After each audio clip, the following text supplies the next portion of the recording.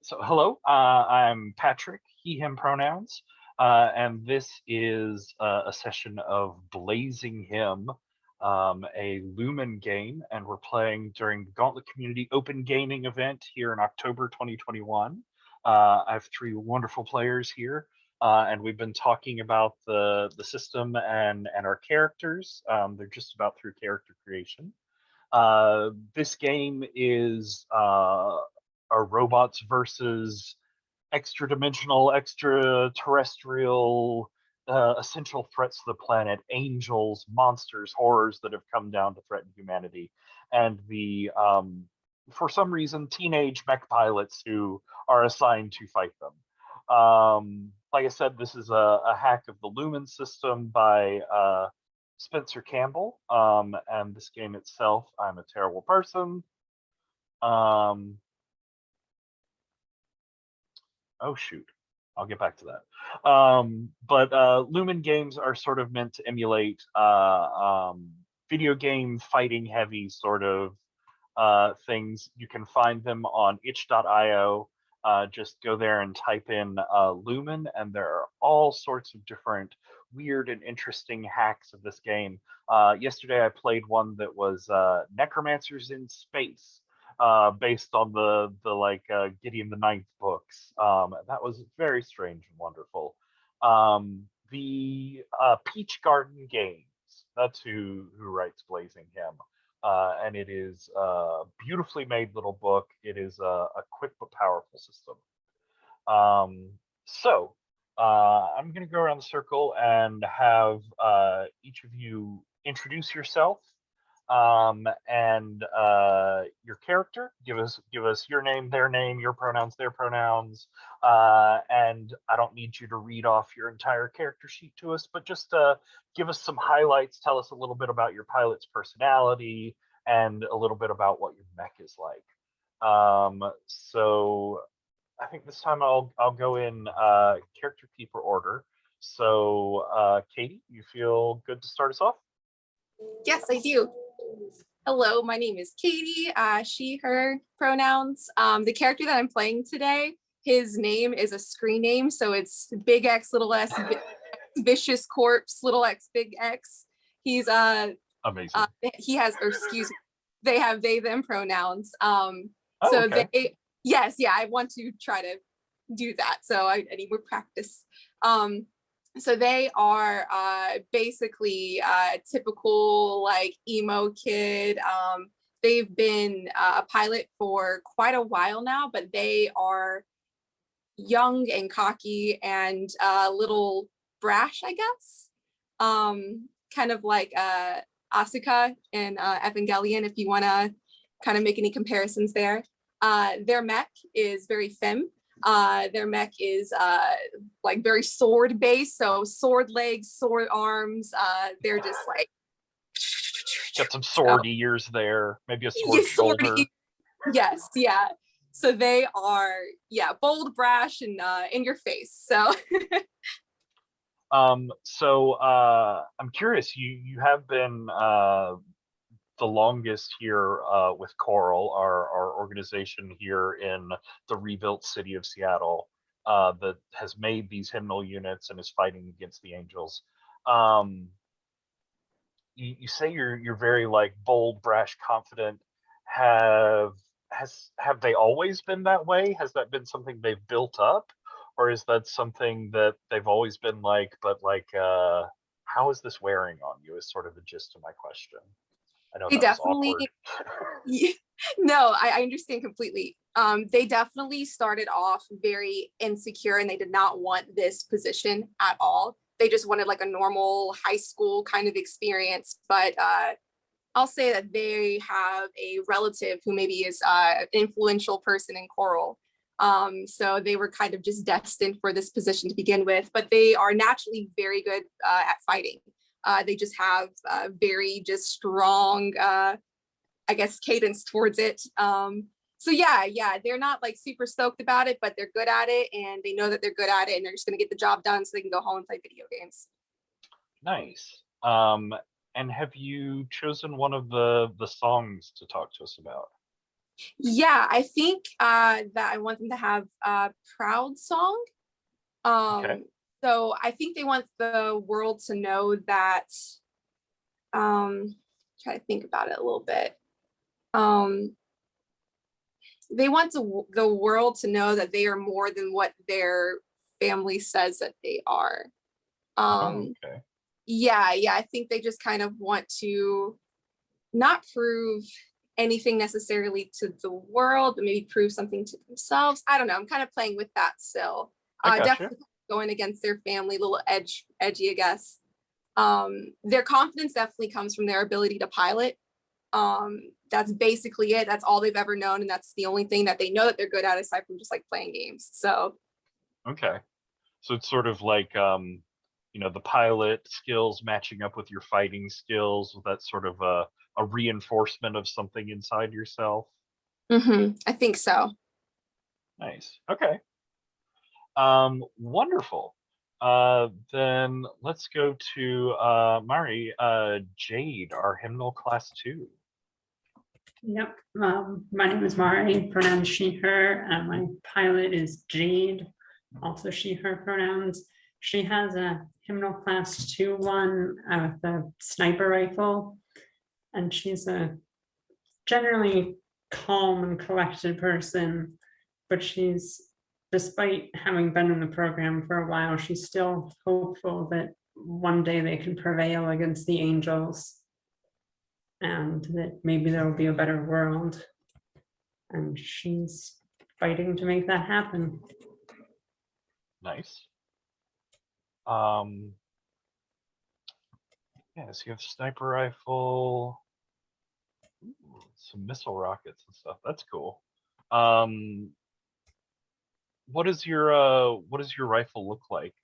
What color did you go with? The hymnal is yellow, but I'm thinking the rifle's green to match her green hair. Nice. And it's a futuristic looking like laser blaster rifle type thing. Nice. And we're on robot tech scale, so it's just like It's unreasonably long, I imagine. Yeah. Yes. Yeah. Cool. So yours is the second class, the sort of like, if O1 was the prototype, then this is the perfection of the model. So tell me, what is something that was fixed in your model from the 0-1 that you sort of take pride that, like, oh, well, my hymnal doesn't have this problem anymore? Let's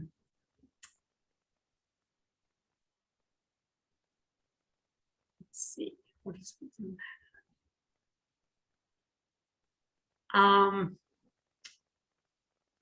probably the ability to manifest guns, that it's more modern than swords. And so I like that. And I think comes with that is like you have enhanced sensor range, like the vision inside your mech goes out way further than the 0-1.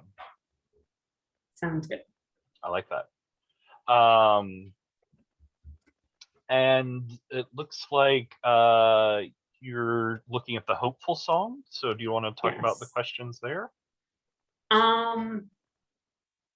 So what gets her through the day? I think on a day-to-day basis is like she wants to see the people who are in the program with her survive and to keep people alive, and she does genuinely really believe in hope and for a better future, that she thinks that'll actually happen. Nice. So it's the active protection part of it that really feeds back into you. That's very nice. And do you genuinely really believe in hope? Yes, she definitely does. That she really believes that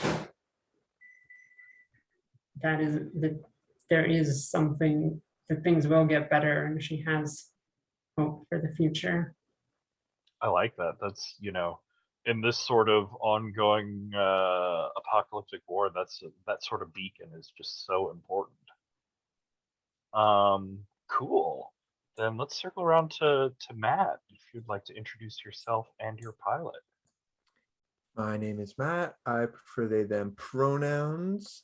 I am playing Bassa, who I'm thinking was an athlete from a very young age and was pushed very hard by his parents to always be at peak physical form and capability.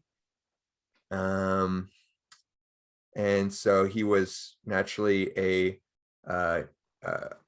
natural selection for CORAL when they're scouting for pilots. And maybe, I don't know how long the war has been happening for, but maybe his parents even pivoted to having that in mind, because there's a lot of prestige and maybe money and contracts and stuff that can come with this kind of position. So I think Bassa is a person that that cares a lot and has always been a caring person and a supportive person, but doesn't have a lot of outlets to show that other than through, playing team sports and being supportive with his body and with his prowess, rather than with his words and with the things that he says and does off the field. I like that sort of team sports tie-in, that analogy, that way of looking at things. That's neat. Yeah. And he maybe would often play like a goalie role or a very pivotal role that the team relied on, and would put a lot of pressure on himself to support everyone.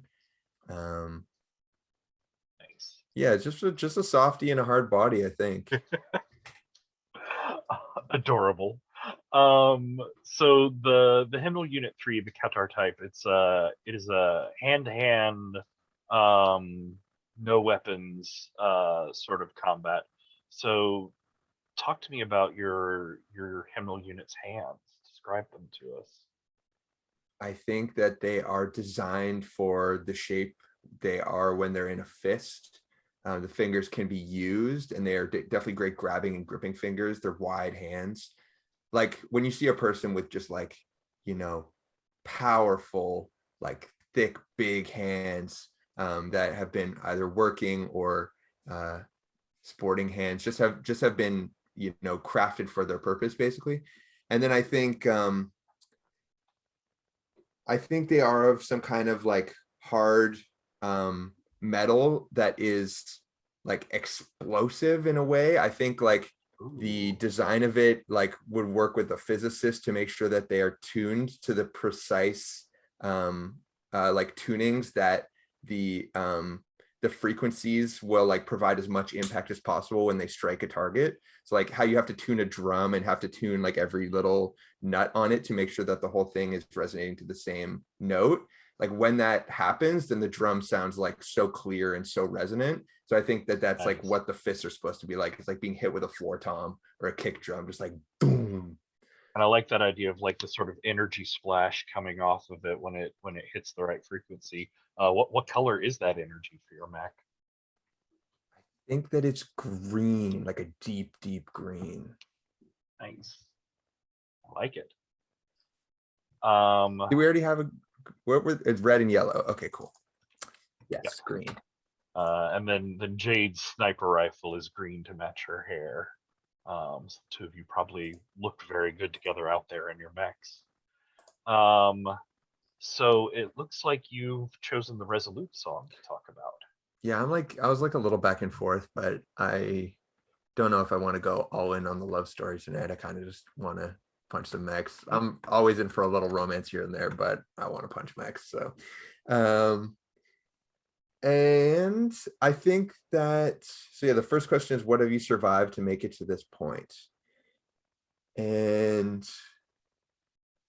I think it's that kind of life where to an outsider, like it seems like an incredible life to have had, to have probably been like on televised sporting events from a very young age and having achieved glory that people, you know, aspire to for their whole lives, but the kind of effect that that has on a person and the emotional struggle of being constantly pushed to your limits by your guardians and the people that are supposed to like care for you and be there for you when you really need it. I think that is a challenge, like having a single being pushed to a purpose that doesn't necessarily always feel resonant with who you are, but still doing it regardless. So something like that. Nice.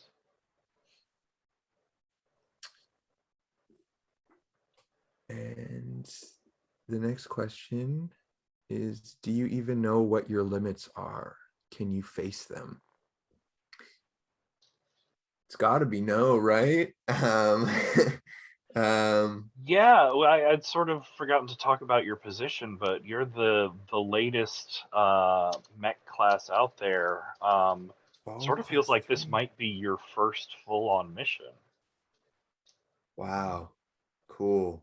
Like there's been lots of drills, lots of training scenarios. But yeah, if you're not sure what your limits are, like I think maybe that ties into like you haven't been out there to really test yourself on the field. Yeah, I'm familiar with practice and training, but I know that it never really shakes out the way you would expect it to. And there's a certain element of just like presence that comes forward when it's go time, when it's game time.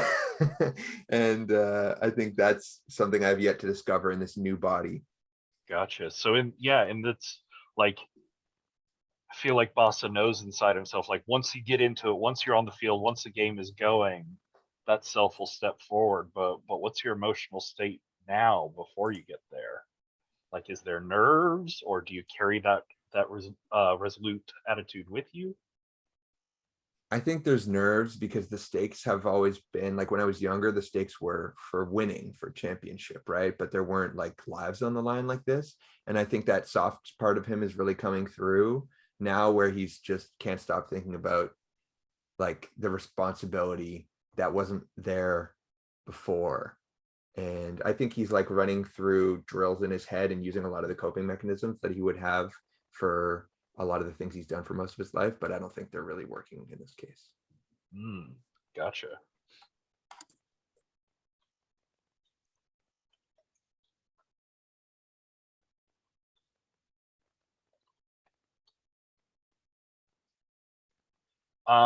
So we're coming up right on the hour, but do people feel prepared to talk about NPCs? I can rush it. do we want to take a break and come back to NPCs after and make people feel a little more comfortable? Yeah, let's go ahead and take a break here.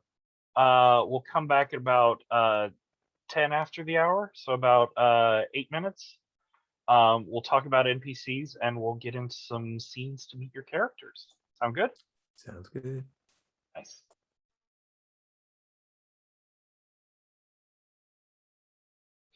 Okay, so we have our anime intro song. It's got sort of like zoom by shots of all these characters and their mechs. There's battle shots, there's big flashes of light and all your different colors. There is an obsessively upbeat J-pop song over the whole thing, even though this is a very like serious and psychological series. But we come in and I think the opening shot of our episode is sort of a swirl around the main command center where we're going to meet some of our NPCs. And the first one that you see is there is the command floor itself with computers and screens and all sorts of stations everywhere. And there is, for lack of a better phrase, a command throne sort of back behind everything. It is a very raised seat with a very imposing desk. And Commander Kira Isaya will sit there judging everyone during missions. but in between missions, just to steal a little bit further from Evangelion, I think the commander has an office. It's a couple floors up in this giant ceilinged command room with like this glass paneled wall that she can often be seen standing and just staring down at things going on in the command center. You can see a picture of her on the NPCs tab, but she is always dressed in immaculate, pristine, white military style coral outfit. There is never a speck, never a wrinkle. She's the kind of character that could walk out of the middle of a forest fire and like flick one little fleck of ash off her shoulder.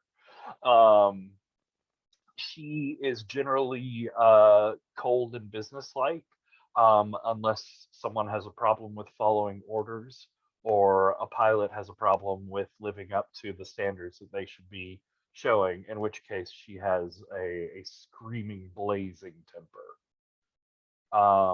So that is the commander of Coral here. So why don't we just go left to right here with the intelligence director of Coral. Yes, this is General Justice Cole.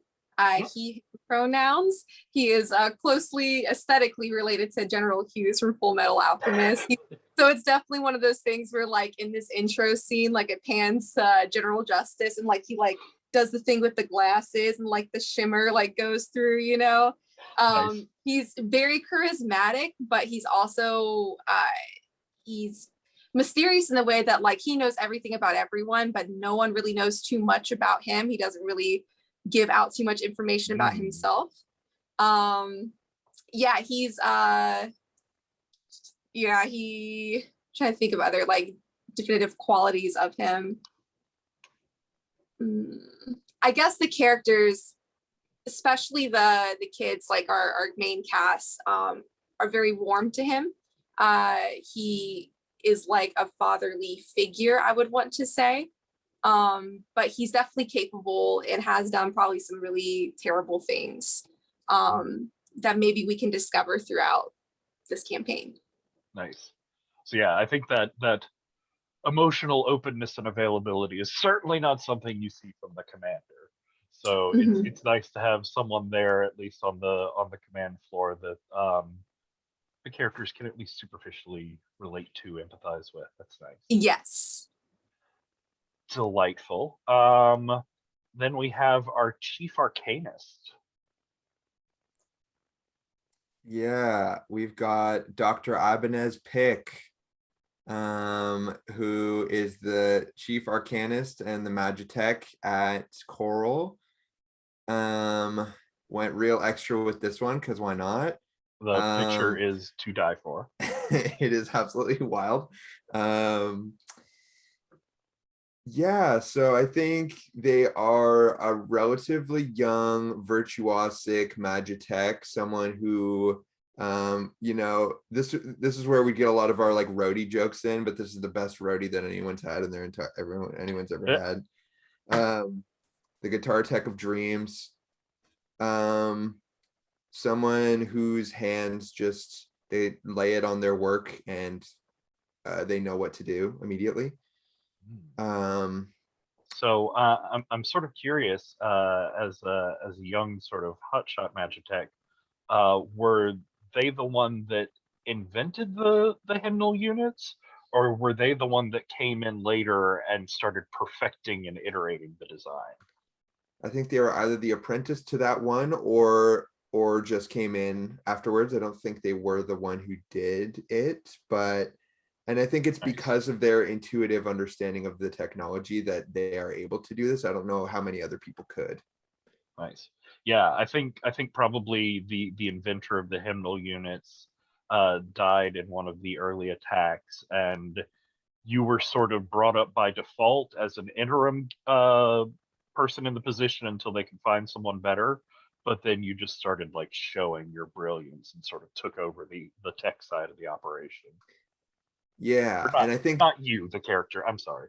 No, I didn't mind it.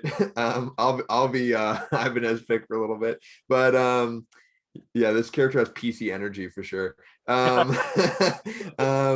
I think that they're a problem person for the organization. I think they're only tolerated because of their skill, and they're probably have an edge to them, probably even with us, because we're kind of still agents of, you know, the military. So I don't know how likable that they are, to our characters at least. They're probably isolated and a little quirky and maybe even a little rude at times. I think that makes sense. I like that. Yeah. Cool. And then let's meet our main systems analyst. There are many systems analysts here, but this is our favorite one. Yeah, our favorite one is Javier Rossi. He is much more casual than the military commanders, to the point of aggravating them sometimes, but he is competent at his job and astute and precise when he needs to be. So they put up with that. And he's, Yeah, I think there's a lot of, Commander Kira definitely looks like someone who's strict about uniforms. And I think there's a lot of like pent up frustration of she can't come down on the doctor all the time because they're such a brilliant scientist, but people like the systems analysts can get a tongue lashing every now and then about their uniform. yeah. And he's friendly with the pilots and looks after them even after the job, maybe checks up and gets us some good food sometimes, and when he's off duty. And Oh, nice. So he's like a part of your personal lives too. yeah, That's very nice. that's presumably why he's our favorite. Wonderful. I like them very much. So let's do a couple of rounds of scenes here. I'm gonna come around to each of you one at a time, and you tell me who you want to have a scene with, either one of the NPCs that we just met or one of your fellow PCs. And if we have time to do a second round around, then you'll do the other. So if you chose an NPC the first time, you'll choose a PC the second time, and vice versa. But let's see how things go. I'm gonna go in character keeper order again. So we'll start with Katie. Vicious. May I call you Vicious? Yes, you can call me Vicious for the sake of simplicity. I will allow it. So who do you want Vicious to have a scene with? I would love for Vicious to have a scene with Jade, I think. Nice. So Jade, where does Vicious find you? It could be here on the base, it could be outside in the town, it could be at the school that you all go to. Let's go with the school. Okay. Then tell me what class you're just coming out of. We're just coming out of history class. And Vicious, are you all in that class together, or are you like running to meet her? I think I think I'm running to meet her, or to even as she's leaving history, I think Vicious is actually late for his next class. So maybe he's quickly running past her to like desperately get into the classroom, or to get in the classroom next to her. And like he bumps into her because he's always kind of late. Nice. So we have this very like clean, new, high-tech looking school. It's a big school. It could have up to I think like 1,000 students in it. It covers a lot of grades. But there aren't that many students here. Like this is the bell between classes, and it's still sort of sparse out here in the hallways of like they haven't quite managed to convince people that this is the safest place to live, what with the repeated angel attacks, but they're hopeful for the future is sort of the vibe. So yeah, you run into Jade. How's that go? So I think Vicious is like desperately running. I mean, papers flying out of their backpack and everything as they like kind of see Jade, they take a minute and stop, and they're just like, "Oh, Jade. Oh God. Hey. I'm kind of late. How are you doing, Jade? I guess."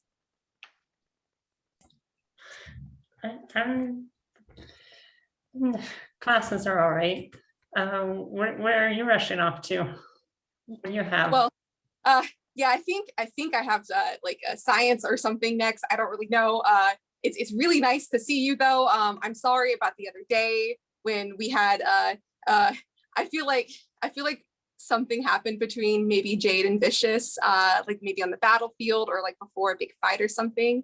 And I feel like Vicious really likes Jade, but it's hard to like communicate with Jade because of how different their personalities are or something. So Vicious is trying to be vulnerable, but doesn't have the time or words to express any vulnerability, I think. So it's really nice to see you, Jade, but I probably, will I see you later? Are you gonna be there later? Yeah, I'll be around. Okay, cool. Yeah, okay, yeah. Don't worry about it.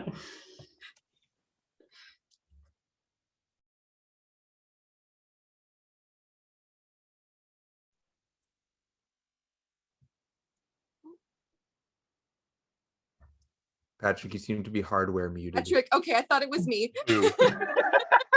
Sorry, I forgot that I muted myself. Jade, I'm curious. Are you like annoyed by this bump and then Vicious just like rushes off, or is this like a sort of like eye rolling, like this is how Vicious always is? I think more that, like, so this seems like how Vicious normally is, and like, it's not her favorite thing about him, but she puts up with it. Nice. It's sort of what she expects from him. Which is not much. Very nice. Cool. Well, let's come to Jade next. Who do you want to have a scene with? Let's see. Maybe one of the NPCs. Sure. Maybe the Ebenez pick, the Magitech guy. Nice.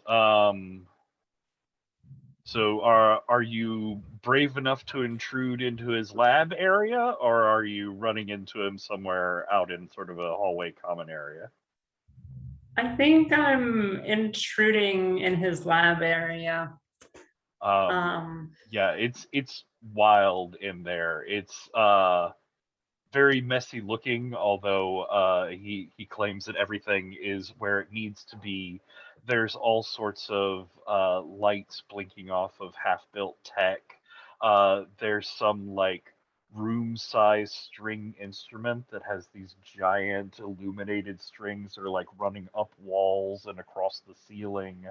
And he's just like over with I think like a sort of laser emitter standing over those big strings, just muttering about the frequencies won't let it, nothing's right here, just ceiling, I'm gonna have to replace the floors, all the harmonics are wrong, I have to change everything, rip out the whole building. Yes, rip out the whole building, rebuild it from the ground up, we'll have perfect harmonics from the beginning, and we won't have any of these problems anymore.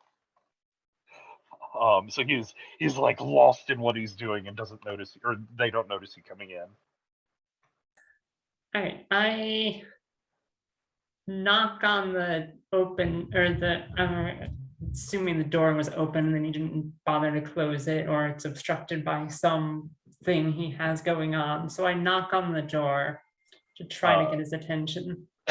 And you hear, and we even see like a little animation style, like this screech of feedback in an earbud that he has in that they have in one ear, as they jump back from what they're doing. Is that an earthquake? What's sorry.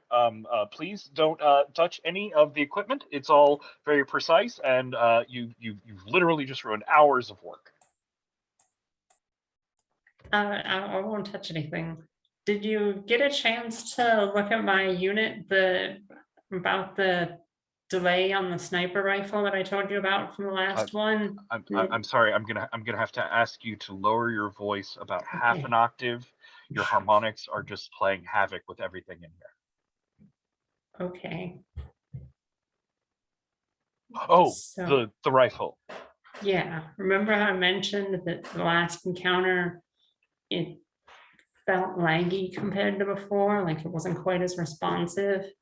Well, yes, I've told you repeatedly, over and over again, you can't have it exposed to that much condemnation. The condemnation, it gets into the gears, it throws everything off. The sights are thrown off, the alignment's thrown off, the barrel rifling is wrong, the energy goes wild, the whole sensor array is tied into the, and it's just, it's, Yeah, but you know what we're up against. We're dealing with the condemnation. Like there's no way around it. yes. So all of you pilots keep claiming, fine. It is compromising to the simplicity of the entire design system, but I could reroute some of the lines to run a filter through to at least keep some of the contamination out, but the output would be down by at least 0.38%. Do you realize how much of a loss in power that is? That sounds significant, yes. If you're comfortable with that sort of weakness in your mech, then let it be on your head. I won't be responsible for when your hymnal unit shoots at targets and it just bounces off laughably. Thanks. I'll get out of your hair, and good luck with your current project. I'm gonna need you to walk down the hallway in a more staccato rhythm. All right, I'll do my best. And she carefully backs out and turns around and tries to do her best staccato rhythm to keep him happy. And they abandon the large string thing they were working on, and they go over to a bank of computer screens, muttering about condemnation. Pilots can't keep their equipment clean. Somehow this is all my fault. Why is it my fault? You just hear him muttering as you walk away. Yeah. Mm-hmm. Lovely.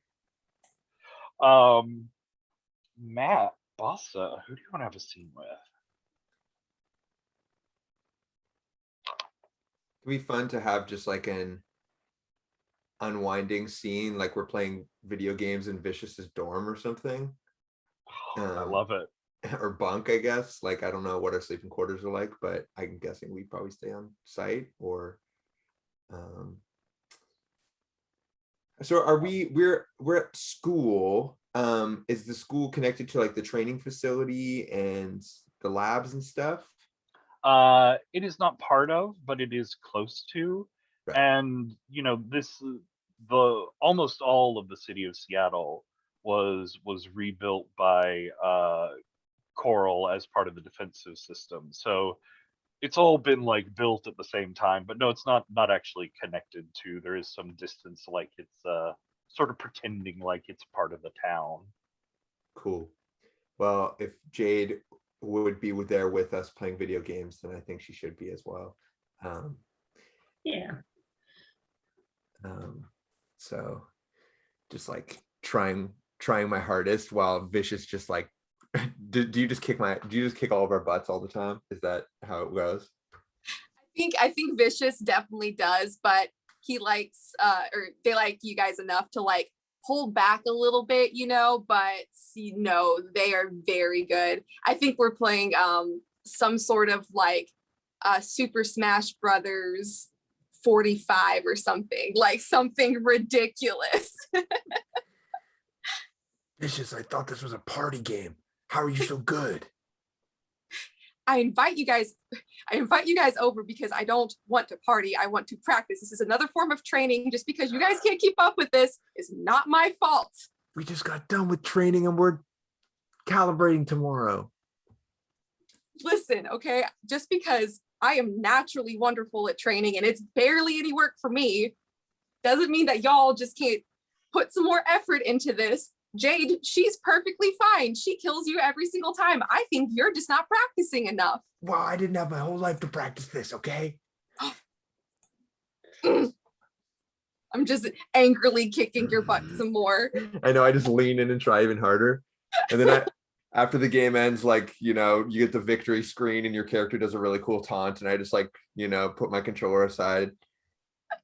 With my character playing some sort of just like guitar taunt, like just something ridiculous. Is this how you two feel when we're practicing physical stuff? It's intimidating, yes, but it doesn't bother me too much. Well, it's at least fun when I'm not getting totally whomped. Well, you have fun losing, sure, I'm sure. You wouldn't keep playing if you didn't. That's a great point, Jade, actually. Yeah, I think you kind of enjoy losing, Vasa. Like, I guess you're used to it, It's a nice change from the horrifying consequences of losing, which I've been faced with for most of my life. Because in this when I lose this, I don't really care. Vicious just kind of takes a moment and is just like, oh, why'd you go there? Like, he is just like, they're just like, oh, why did you go there? Just take it. Oh no. Well, it's a big day tomorrow. Are y'all ready for what we're gonna have to do? Yeah. I mean, boss, this is your first time in a mech, right? Yeah, I mean, Oh. I've never. Patrick, do you think that there's like how in EVA they do like synchronization drills to like get in tune with your mech, sort of? And Yeah, I think there's like basically a mech-sized high-tech recording studio type room. Like it has all of these harmonic amplifiers and feedback loops and everything, so that you can practice exactly how to get the most gain out of your songs. So yeah, I think you've been in the mech, you've done some training against the other hymnals out in the field, but definitely no battle work. yeah, a lot of simulation, a lot of getting my butt kicked, a lot of singing really bad. Well, that's why I suggest we leave the singing to me, the percussion to Basa and Jade. Or are we keyboard work? What are we doing, Jade? What are we doing? Making a band in our spare time? Listen, obviously y'all aren't having fun playing this game with me, so. Do you have rock band? Oh, I probably do somewhere, but I'm gonna have to find a controller, the guitar, and it's kind of vintage now. Yeah, I've tried Guitar Hero once at a party, but I was never allowed to own a video game console, so.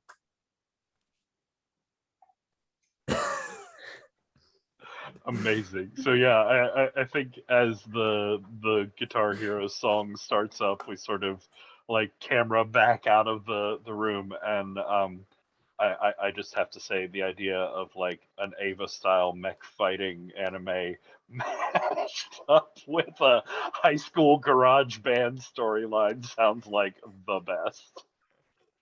Yeah, and when we fade out, it's like it's maybe Vicious or maybe Bossa asked to like practice his singing because it's really been going badly, and like the two of you are playing like the other instruments, someone's just hitting the drums, someone playing the guitar, and Boss is singing, and it does not sound good. It is bad news. Yeah, there's like birds that take off in panic off of the windowsill outside the room. Vicious has earplugs in, like literally he is trying to not listen to like Basa sing. He's plugged right into the TV and just like, yeah, great. Lovely. I like that. So yeah, let's circle back around. Vicious. Let's have you a scene with an NPC. I think I want Vicious. I want them to have a scene with Commander Kira, I believe. Oh, okay. So like Kira's called me to her super intimidating office. And Vicious maybe is under the assumption it's because their grades have slipped for like the 10th billion time. And Vicious doesn't really have any contact with their parents. So maybe I'm going to have to see Kira for what I assume is grades, but maybe not be. Yeah, I think there's like the waiting room where you have to sit and wait until the officer like motions for you to go in. You go into Kira's office, which is large, sparsely furnished, but has 4 full glass paneled walls, which somehow in the physics of this building managed to look down on every important area that we might have other scenes in, even if there are more than 4 of them. But she's the commander is sitting at her desk and going over a series of, you can see it's paperwork that she's flipping through, and just has this very disappointed, sort of upset look on her face. She doesn't say anything though. She waits for you to say something first. Commander, it's lovely to see you. I like your hair. Pilot, Pilot Corpse. My hair is regulation, as of course you know it is every day. I want to mention that Vicious is in like a slip dress, like a black slip dress with like a mesh like sleeves, like they're just looking like super cute, but also definitely not up to Commander's standards. Yeah, the light glints off of the perfectly polished metals on her lapel there. So, what do you have to say about these numbers?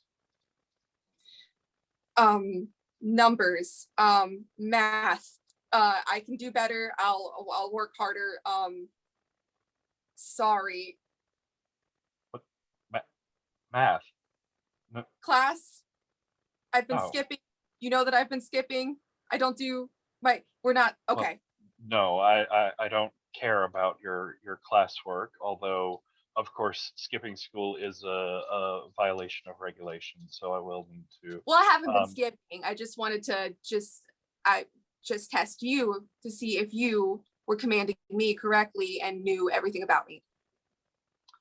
I don't have time to even care about everything about you, much less learn about it, but I will make sure that the general is looking into your day-to-day activities.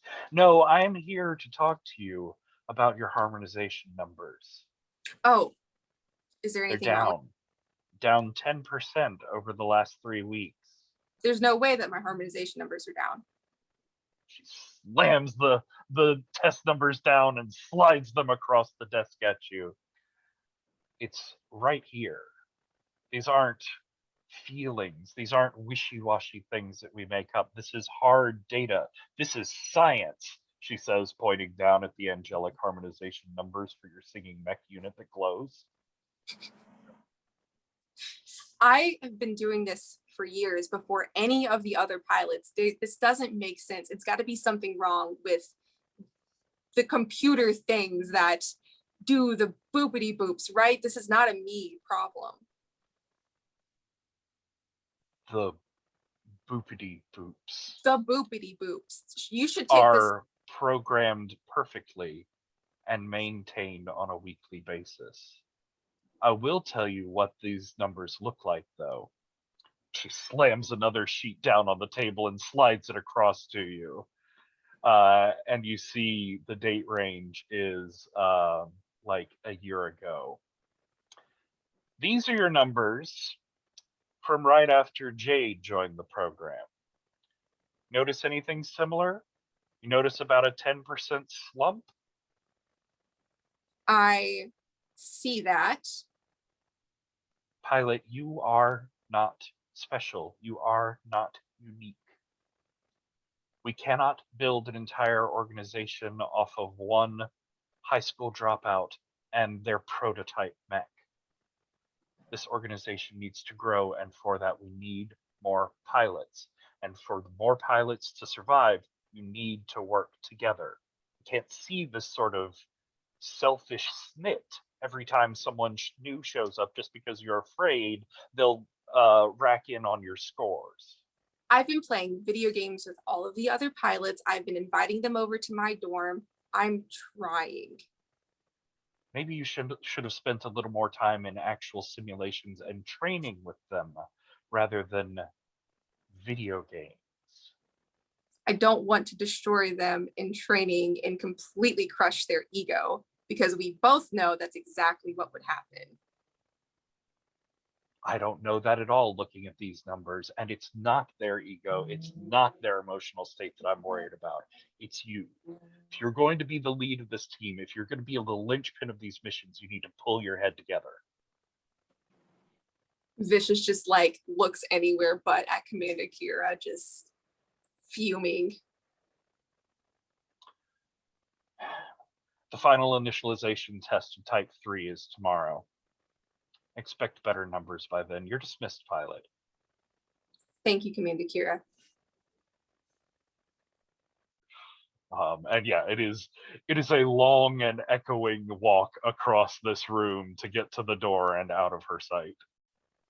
And Vicious looks incredible walking away. Amazing. So let's circle around. Jade, I know you've been in lots of PC scenes, but they've all been called by other people. So what PC scene do you want to call? I'm gonna go with one with Basa. Nice. I'm gonna drop by wherever he is, whether that's back at his place or catch him after training or something. Where does Jade find you, Basa? Be fun to do after training, I think. Did we just train together, or did you come to see me? I came to see you. Okay. So I catch you, I guess, leaving the recording training place we mentioned. Yeah. I've got like my headphones around my neck, and probably just wearing like a tank top, and I'm like sweating, and I look tired, and I look dejected. like I've been training at something that I'm not finding easy at all. Basa, how are you feeling about the upcoming mission? I know it's your first one out. Hey, yeah. Well, I mean, I just got to get that harmonization out and hope for the best. I feel like I'm giving like a post-game interview right now. You know what I'm saying? You got this. They wouldn't be sending you out there if you didn't. I know it feels hard, but I know you've seen me now after I've been at this for over a year, but I was new at it once, and I felt like, you know, we're going out to fight angels. This is hard, but you got this. Well, you make it look like you knew how to do it when the day one that you started. It looks like that, but I didn't know what I was doing when I first started, and I've always felt like I know what I'm doing. There's always a simple goal ahead of me and a few easy steps to reach that next milestone. And when I get there, there's another one waiting for me. And that usually leads me to the podium. right. But it's not that simple here. No, it's hard, and it's much more uncertain. But you've trained, and I've seen you training, and you're capable. Capable. I certainly don't feel like it. Here. Can you just listen? I was just working on this for hours, so can you just like Sure. let me know how this sounds and like Sure. please be honest. Please be honest. Yeah, I can do that for you. Flying light in the sky. I think my voice is a little hoarse. Just been going at it. I think you should rest before your mission. Oh, Like, it was bad, wasn't it? It's really bad. So bad. there's a certain clarity to being in the middle of the action. Like, there's nothing to distract you then, like there is now. Now you can worry about, is it perfect, whatever, but it just needs to be enough then Wow. that, Thanks, Jade. That's good. yeah. All right, I'm gonna go drink some honey lemon tea. Yeah, rest your voice. You need Yeah. it tomorrow. For sure. All right, cool. Later. And I Yeah. just dap Have a you good up. night. That was nice. I like that. That was very cute. Matt, Bassa, let's have a scene with an NPC. Let's do it. Well, I just got a pep talk, so I don't feel like I need another one immediately, but I do love my man. I'm curious about the general too. Does a spy work? It gets documents from other agencies and follows up on leads.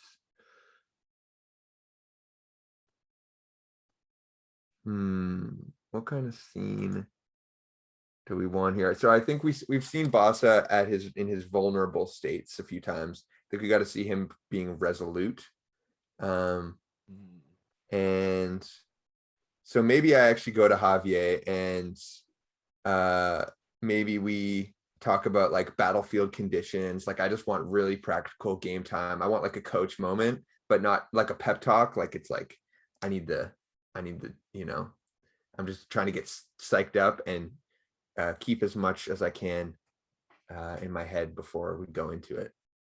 Nice. So I think he's let you into the central command center, which usually aren't allowed to just wander around in. You can go in there for official reasons.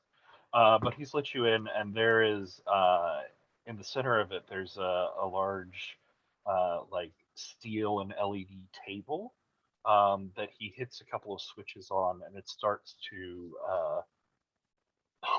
resonate with a chord, and as it does, like lines of light start to pop up from it, and it turns into this like holographic representation of some of your training moments and some of the previous battles, as he's going over numbers and comparing. Like you see how when you did this moment in training and things really worked out, well, that could have helped in this scenario.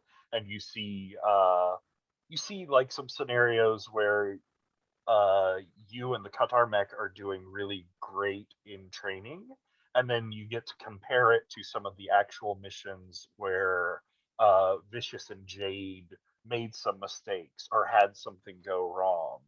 And Javier's talking about like how this move you pulled here, it would have been instrumental in this scene. It would have been perfect. Guess I really got to think about this stuff like it's they're maneuvers, right? Like they're like you could be sketching this up on a whiteboard for me, and that would make a lot of sense to me. I don't know if maneuvers are whiteboard maneuvers are exactly my specialty, but it's you just have to learn to open yourself up and work in sync. These hymnal units are amazing, but none of them are going to stand up to what's coming at us by themselves. It's how you sync up with the others. It's how you resonate off of their energy that's really going to make this flow right. The unit wants to do what you want it to do. You don't have to think so hard about controlling every little bit of it. If you just let yourself feel that connection, feel that vibe, the unit will do everything you need it to. That's how I feel about my own body.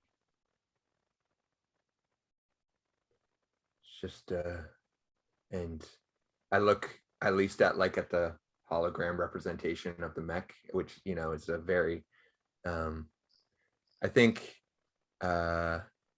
Boss's mech, the Qatar unit, looks a little more like humanoid than some of the others. A little more classic, but still just like this alien power to it in its own way. Nice. I see that picture is very nice. Yeah. Very like strong and bulky looking too. Yeah, I was looking for the fists for sure. That was an important criteria.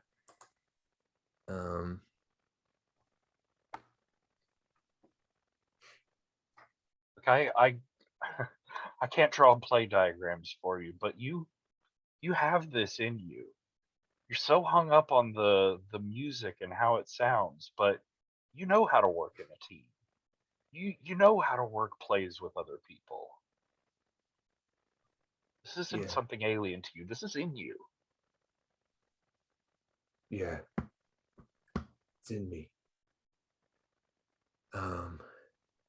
Whenever an attack hits, I'll be there with you. Be on the comms. I'll see everything you see. I'll be with you every minute. These angels, never been up against anything like it before. And I'm feeling good about my numbers, as much as I maybe am worrying about it a little more than I need to. I'm feeling pretty good about it. I feel pretty comfortable in the training. And I know that when I step out there, there's a part of me that takes over. That's just pure iron will, determination. And that's always gotten me through to the end before. But I never had to worry about my teammates dying in front of my eyes before. That's not something you need to think about. That's not going to happen. Not again. This is. I wish we knew when. I wish we could predict the angel attacks. I wish we knew when it was coming, so you could at least have some solidity. But whenever it happens, you got this. We all trust you here. We know you have our back, and we have yours out there in the field. I needed to hear that. Thanks, Javier. You're more than just a voice over the comms, man. You're like a voice in my heart. That wasn't very poetic, but like I appreciate it. He still like claps you on the shoulder and he says, "Look, after your first mission, after it goes amazingly, go out. I'll buy you whatever you want. Most expensive restaurant in town. The whole team. We'll celebrate." I eat a lot, dude. I eat a lot. I think I can handle it just this once. All right. You're the man. Nice.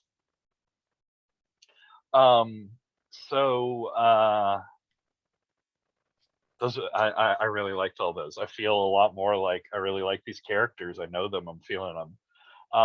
So I want to do another quick role building exercise. And as we're coming up on the attack, and as we've been talking about the angels, let's talk about the attacks that came before.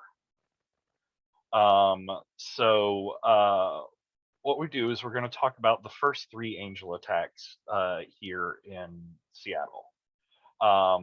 And they're each set up sort of in a similar way. There will be an initial setup question where I will ask one of you to describe how one of these angels attacked the city. And then there will be a response from one of the other players about how that angel was defeated and how the city was changed afterwards. I think we'll go the other direction. We've been putting Katie on the spot a lot here.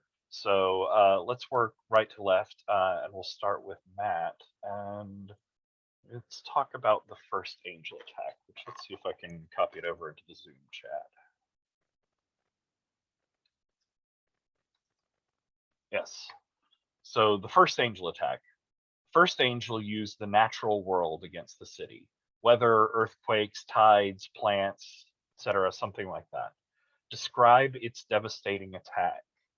And then once you've described its attack, we're going to pass off to Mari to describe how was the angel defeated and how was the city rebuilt to stand against nature's fury.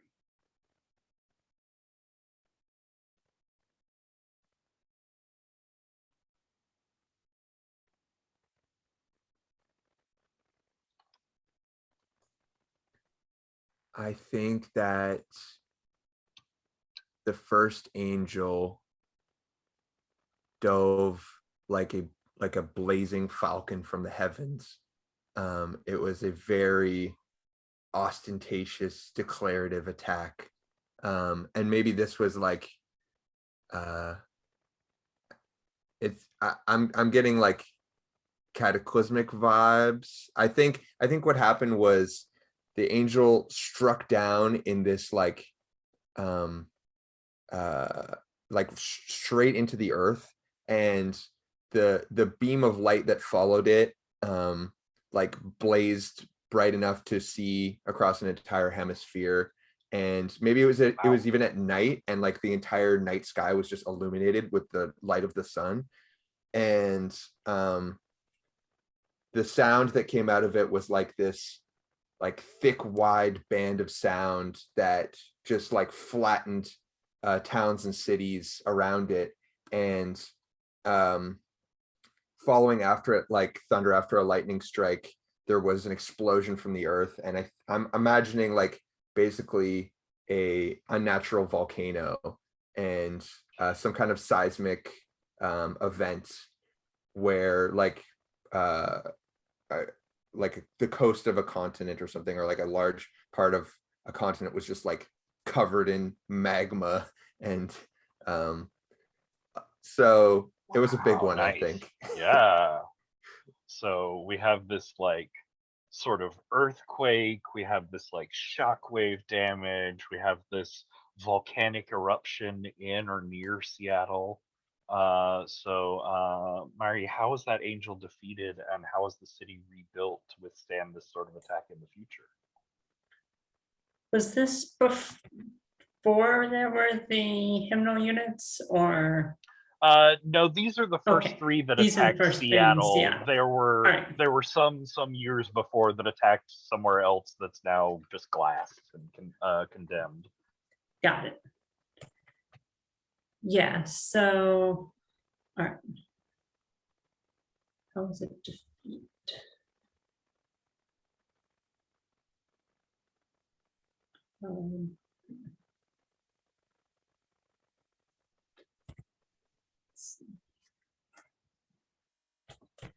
So maybe this was Vicious's first mission out, this being the first attack. And they were able to push it back away from the city first to help. And then after a grueling battle and more devastation to the south of the city, let's say, they were able to finally get it tumbled into the water and deal like finishing blow to finish it off. Nice. And what does the rebuilding on the city look like?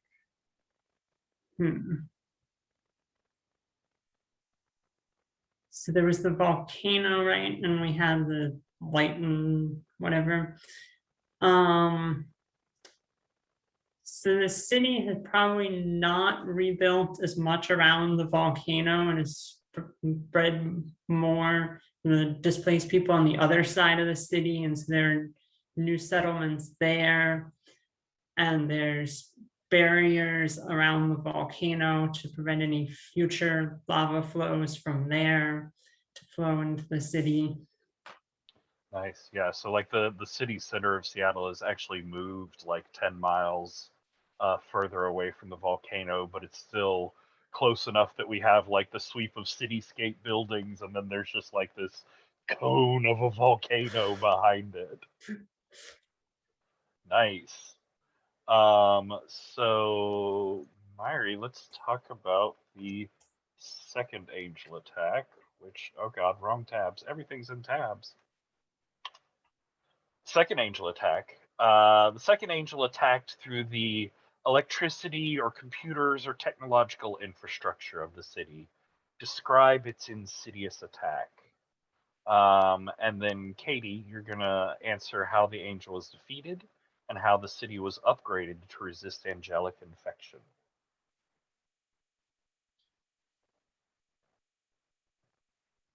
So I think the first part of its attack is the electricity completely cut off to the city without warning, but without, like, the power lines weren't severed or anything, that it disrupted it through some other means.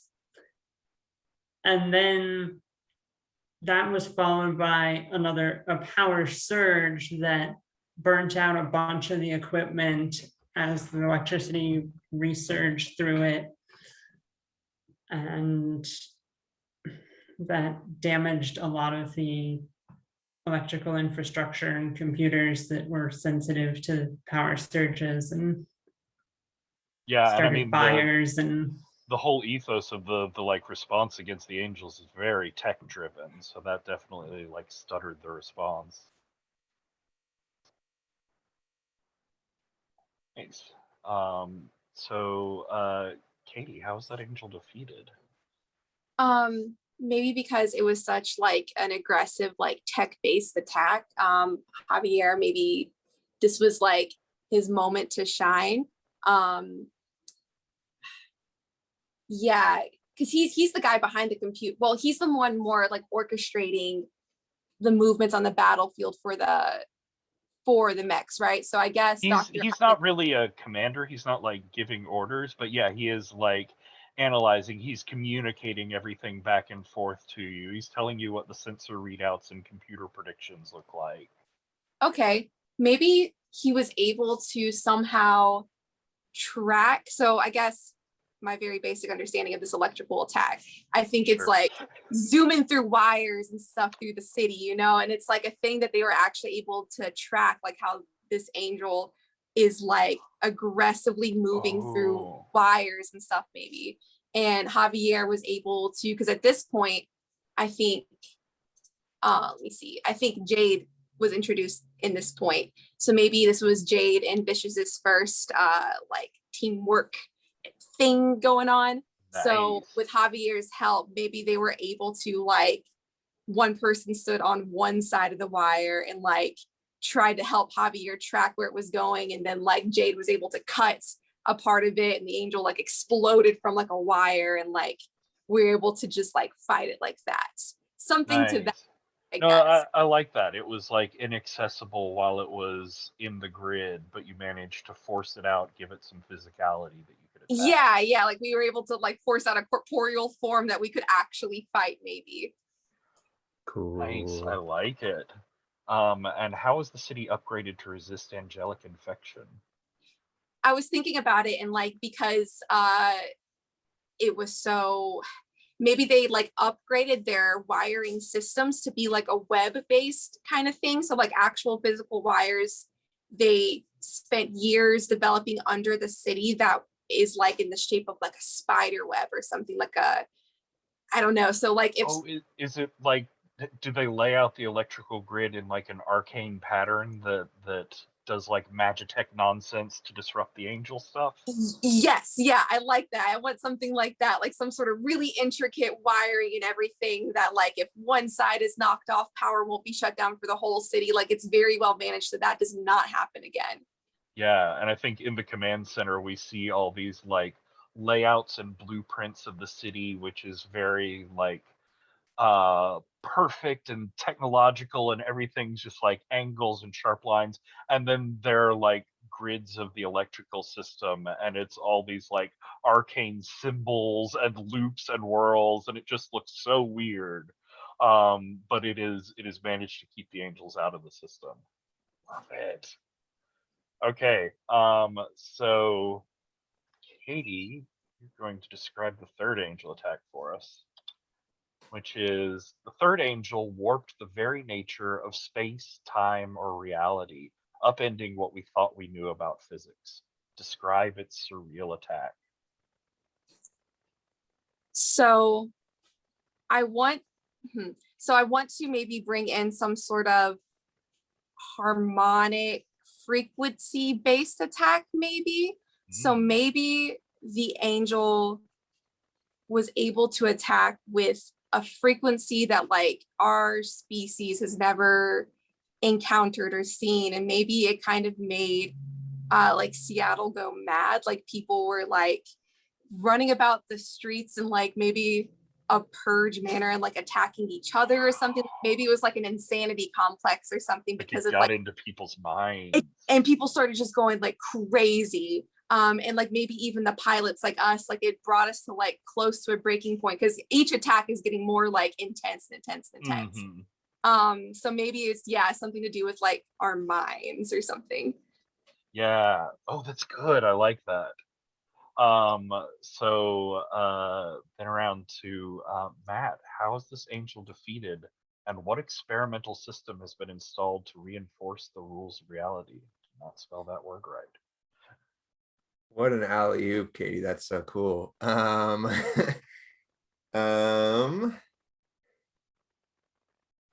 think that it's got to be, not to call on my the NPC that I created to solve the problem, but Go with it. I think it's a great time, because this is like they're the chief Arcanist, and this is the nature of reality and of frequency that we understand. So I think that you were armed, the two of you were armed with weapons that could let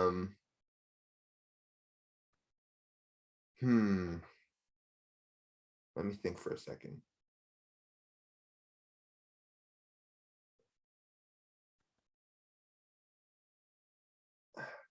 I think that you were, okay, so it's how is the angel defeated, and then what experimental system has been installed to reinforce the rules of reality.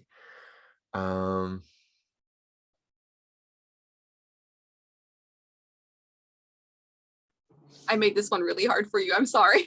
No, it's so cool and so up my alley. I just want to do it justice. I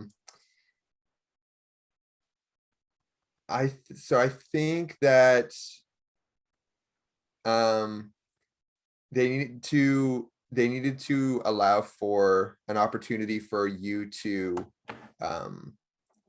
go out, and so I guess like it was this angel like in the space, kind of like, were they just there doing their thing, like blasting out sound? Yeah, maybe they appeared in the sky, and maybe it was just like not even anything spectacular. Maybe it was just like a light in the sky, like a different star or something. And like ever since the appearance of like that faint light in the sky, like there was just like this mass frequency that just, they didn't know, was it an angel or was it something else? I don't know. Yeah.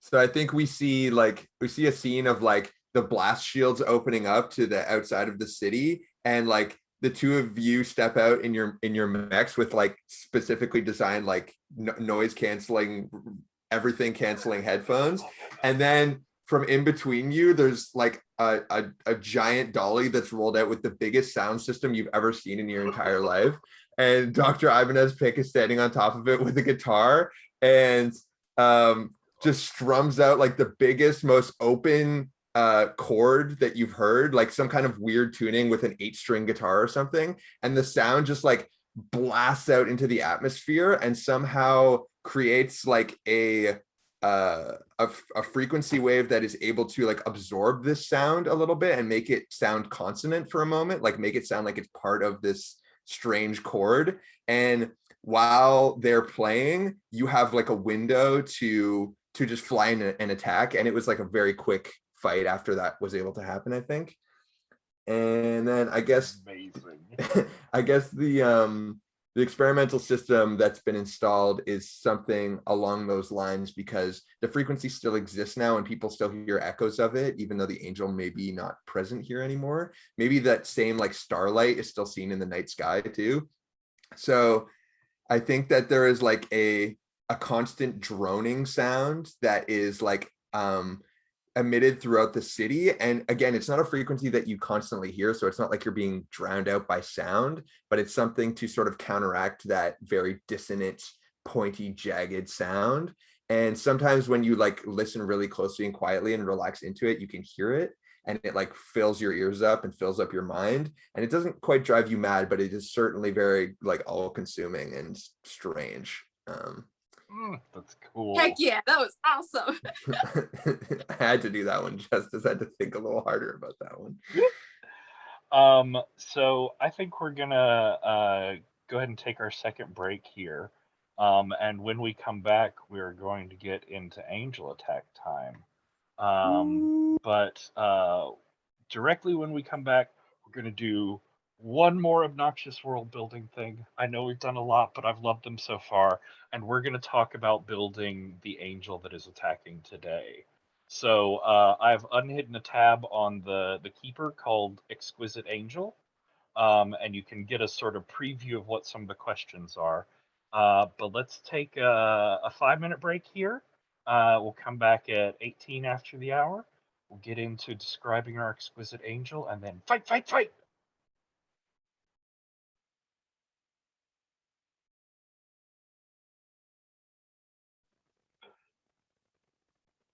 All right. So we're going to go through an exercise that we're calling the Exquisite Angel, which is directly and shamelessly stolen and rewritten from Brinkwood, Blood of Tyrants, a Forged in the Dark role-playing game, which you can also find on itch.io. And I heard an interview in Plus One Forward podcast recently where they went through this exercise for creating an exquisite fae in their setting, and it was too perfect. So I've stolen it for my own. It's very much based off of the old sort of like parlor party game where you write down one part of a sentence on a piece of paper and then pass it to someone else who writes the next part and pass it to someone else who finishes it, so that we get this sort of like group built idea. So we're going to talk about the visual and metaphysical aspect of this angel's eyes, hands, heart, and voice. The way each of them is set up is I'm going to start with one player who will answer the first description or question. Second player will answer the second. Third player will answer the third. And then for the next body part, we will switch up the order so that everybody gets to answer different types of questions. As with the angel attacks, don't feel like you need to explain or justify things if they're cool and reality breaking, because these are angels and things go weird and it's all weird. When it talks about things like where did they get this body part, it could be from somewhere specific, like they stole it from this temple in this country, or it could be like they plucked the starlight out of the skies and put it in their eyes. You know, you can be as poetic as you want with it. And of note, the third question in each group is about how Coral might advance its technology by harvesting parts of this angel. So what I also like about this exercise is that unfortunately we just have a one shot here, but we can sort of get an idea of like where the technology might go, where the storyline might go in the future as we harvest the parts of this angel. Everybody ready? We've started with Katie a lot, we've started with Matt a lot, so Mari, let's start with you on the eyes. My God, I can never minimize this window, no matter how many times I want to. the angel says in its angelic way and in your minds, I guess, or whatever. My eyes are, describe the angel's eyes and say how they acquired them. They're devouring black holes with swirling starlight around them. And they plucked them from the center of galaxies. That's good.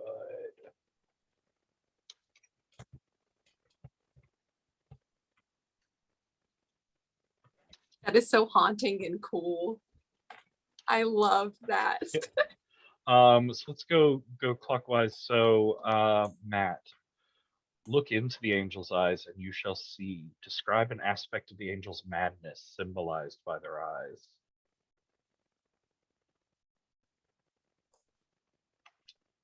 eyes.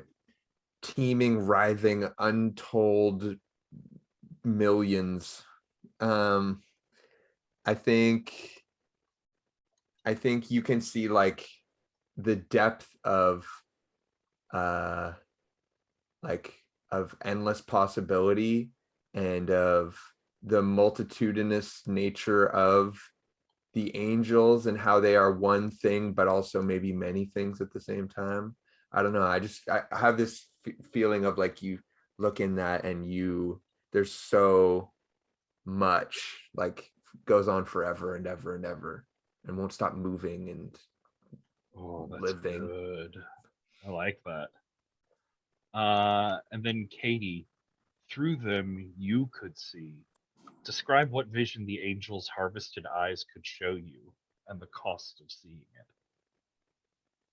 Maybe you, after, like, once you look into them and you like, experience like this really crazy, like everything and everything moment, maybe it's like you could see the intentions of others and yourself. Maybe it takes you to a place where it's like a dark room and like a very Eva moment. It's like you see yourself standing in front of you and like maybe you can just I'm trying to like, how do I because like it would be useful for Coral to know the intentions of others and like to have that kind of information. So somehow, yeah, like you could just know what others want to do. Maybe that's too airy and floaty. No, I like it. Like I said, these don't have to be concrete. We don't have to nail them down. This is just like ideas. And if we had another couple sessions, like we'd spend time slowly working out what that means. Yeah. But what would be the cost of seeing that? What if it's literally a loss of understanding of yourself, maybe? So if you gain the insight of the intentions of others, maybe you could lose all insight of yourself and your own intentions. So kind of like taking you to like a chaotic neutral state. I like that. It almost like would start to blur the lines between you and other people. Mm-hmm. That's cool. It's good.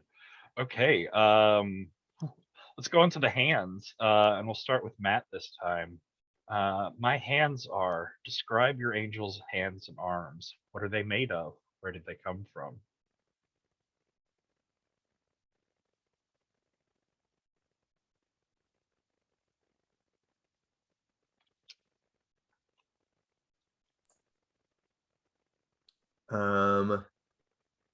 They are made of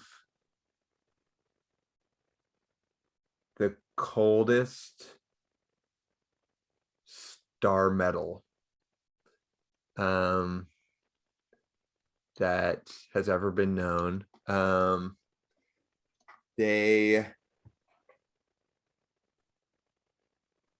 are they almost look crystalline, and they refract light in like a spectrum of countless colors, but they are harder than diamonds, harder than obsidian, harder than anything, and cold. So cold, shiny star metal. I love it. This is Um, fun activity. I like this. Katie, in them I hold. Describe an aspect of the angel's retribution, symbolized by what their hands are holding. Give me like maybe a light example of what that could be. So it could be like a rod to punish humanity for their mistakes, or a sword to cut out the worst parts of people, or a whip to command them and keep them in line. Okay.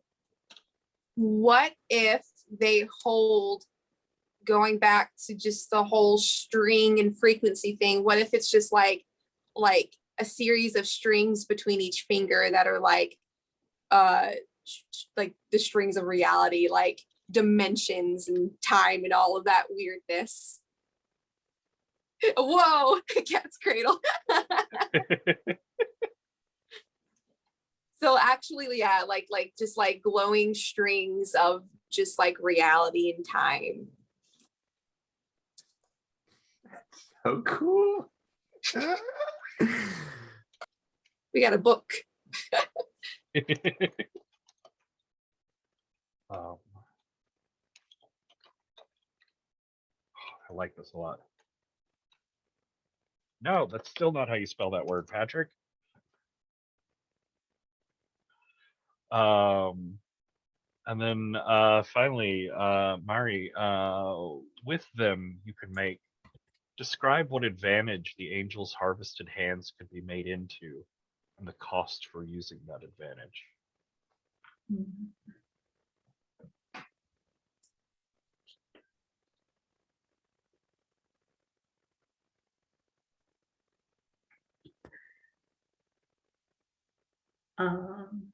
The star metal hands could be made into a lens to refract the light of reality into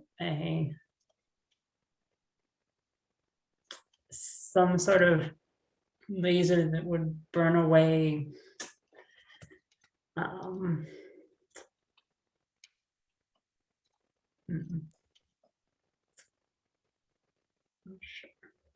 We destroy the home of the angels or something, like shoot it all the way into space to the place they come from and just eviscerate them. I like the idea of like do you like that, like a first shot back sort of thing? Yeah. And perhaps the cost is that it burns everything in its path, including our atmosphere and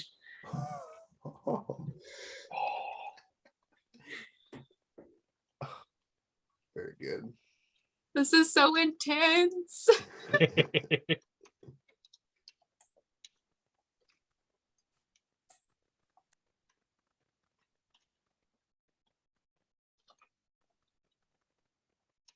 I'm sorry you have to listen to my awkward typing.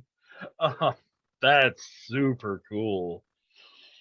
I very much like the cost too. Okay, so we are around to starting with Katie for the heart. My heart is made of. Describe the angel's heart. What is it made of? How did they acquire it? Okay. But man, my mind's all in just like crazy mode.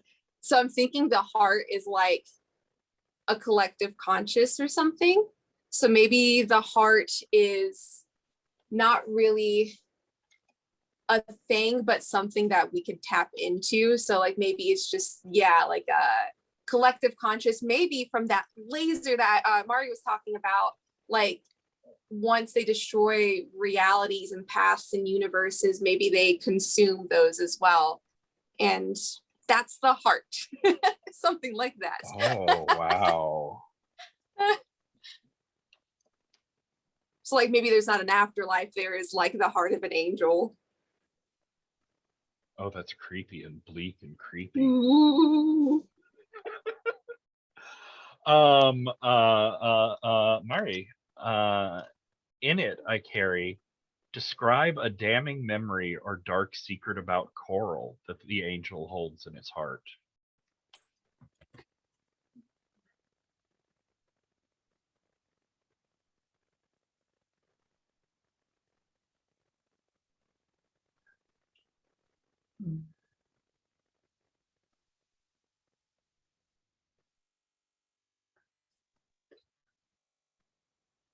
It's that the one of the leaders, maybe the commander, is not from our reality, but is from one of these realities that one of the angels destroyed, and she has replaced the Commander Cole from our reality, or Commander Kira. Oh, that's good.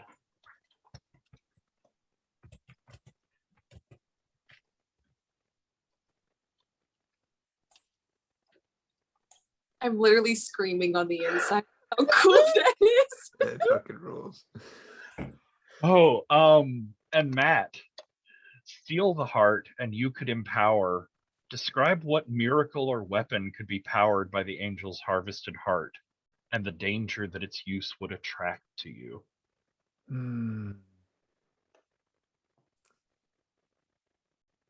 It's got to be the capacity to travel to other timelines, to fuse and merge timelines. I think yeah, the miracle of being able to try something again, to be able to reset to a point in time. And the danger of that is that I think I gave too many answers there. I want to give one clearer answer. Take your time.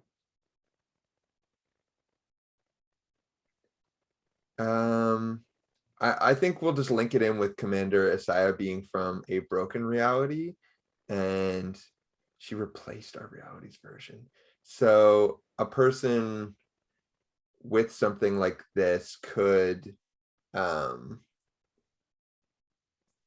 travel to other realities and bring things back from them.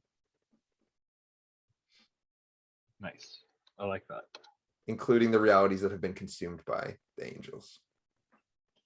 And what danger would that attract if you used it? Cosmic fuckery.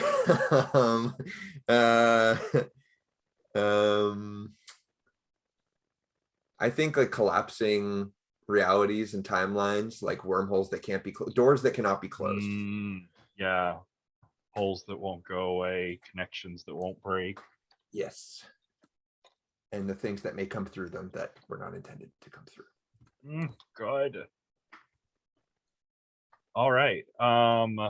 So we're back around for our final round with the voice, starting with Mari. My voice is, describe the angel's voice. What does it sound like a twisted version of, and what emotion does it flood you with? It sounds for each person like a twisted version of someone they love, and it floods them with that fondness they have for the person, but directed towards the angel. Oh.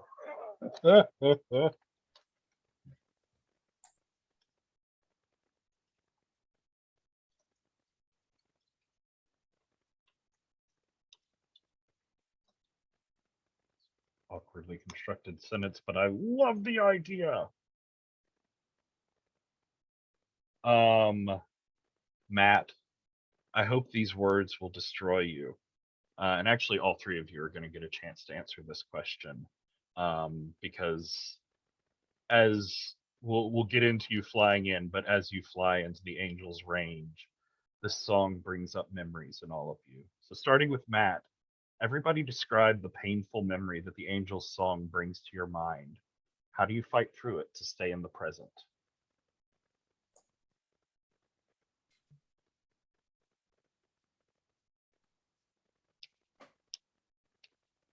Well, it's a voice that I have not heard in some time. My older brother's voice, who was lost in the first attack. And the painful memory is the kindness and the patience in my brother's voice as he taught me to shoot a basketball for the first time, and how after he was gone, I never heard a voice like that in the work that I did. Yeah. And how do I fight through it to stay in the present? Yeah.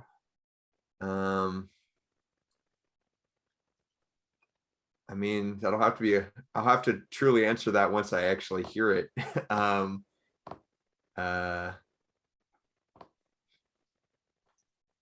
Yeah, can I answer that once it happens? Yeah. Yeah, let that memory sit with you for a bit. Katie, what painful memory does the angel's song bring to your mind? So Vicious's mind. it brings yes, Vicious. I'm so far into angel territory, I forgot my character. So Vicious remembers being in like his room by himself, like as a kid, basically. Like just completely shut off from everyone or everything. Like he doesn't even know his parent or their parents at all. So they are alone in a room playing video games by themselves and just feeling completely and utterly like isolated. And the way that they fight through it is they have to like remind themselves that they have teammates, they have people that they have made connections with, maybe. So maybe it's just like a mindfulness that they have created to like stay grounded. They're not completely alone. Nice. It's sort of like a rundown of the different names that you're like forcing yourself to remember. Yeah, that's wonderful. Yeah. And then let's get Jade. What painful memory does she have brought to mind? It brings to mind her last memory of her mother the morning before the first angel attack. And they fought over something stupid, like what she was wearing to school or something. And that's the last memory she has before her mom was killed, hit by a car that was distracted, blinded by the light of the first angel attack. And she wishes she had a better last memory of her mom. Woof. Do you have a sense of how you fight through that reverie and back into the present? I'm not sure. It's all right. Again, sit with it for a few minutes, and as y'all are dropping down into the battlefield, check back in on that. But for our very last question, Katie, alas, if you learn my song, what power could be gained by singing the angel's song inside your hymnals? What song and accompanying emotion would you forever lose by singing its song? What power? Like a literal power, like a super hot laser beam, or something like the power to like persist or something? Could it be anything like that? Yeah, it could be anything. It could be something tangible to attack with. It could be another emotion rather than the 7 that are sort of presented to power your hymnal with. Okay. What if I could gain the power of kind of like Jade, like Jade's song, her song is like a song of like hope. Like what if Vicious can gain the power for like, maybe not necessarily hope, but just like a confidence that they're not alone. But by maybe singing that song of like pride, they would also, I don't know, this is hard. Yeah, I like the idea of like the it would bring a power of like connection. Fellowship. There is this like Gestalt mind sort of feel inside the angel. And so choose one of the 7 songs that are there presented. Like which one would then be cut off? Okay.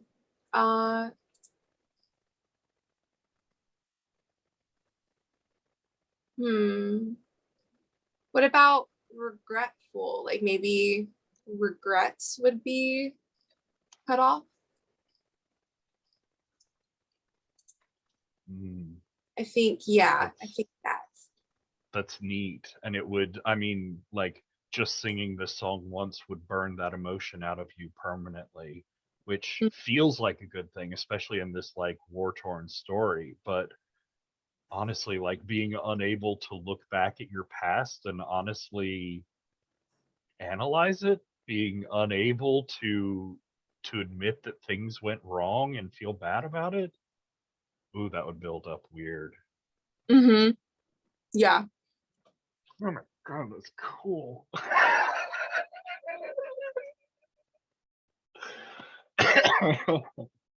So wow. Yeah, let me just summarize that real quick. So our angel's eyes are devouring black holes and swirling starlight plucked from the centers of galaxy. They teem, writhing with countless numbers, the depths of endless possibilities. The angels are all connected, but they're all separate. And through them, you could see into the heart of yourself, into the heart of others, to blur the lines between self and other. Its hands are made of cold star metal, the coldest in the universe, crystalline and refracting light into weird spectrums. And strings run between their fingers, harmonizing with the vibrations of time and reality. That star metal itself could be made into a lens to focus the light of reality into a laser to possibly make our first strike. I don't know what happened. Be back. Where did I cut off? Hands? Hands. Made into a lens to focus the light of reality into a laser to strike back at the angels, but burn everything in the path. And could we survive that?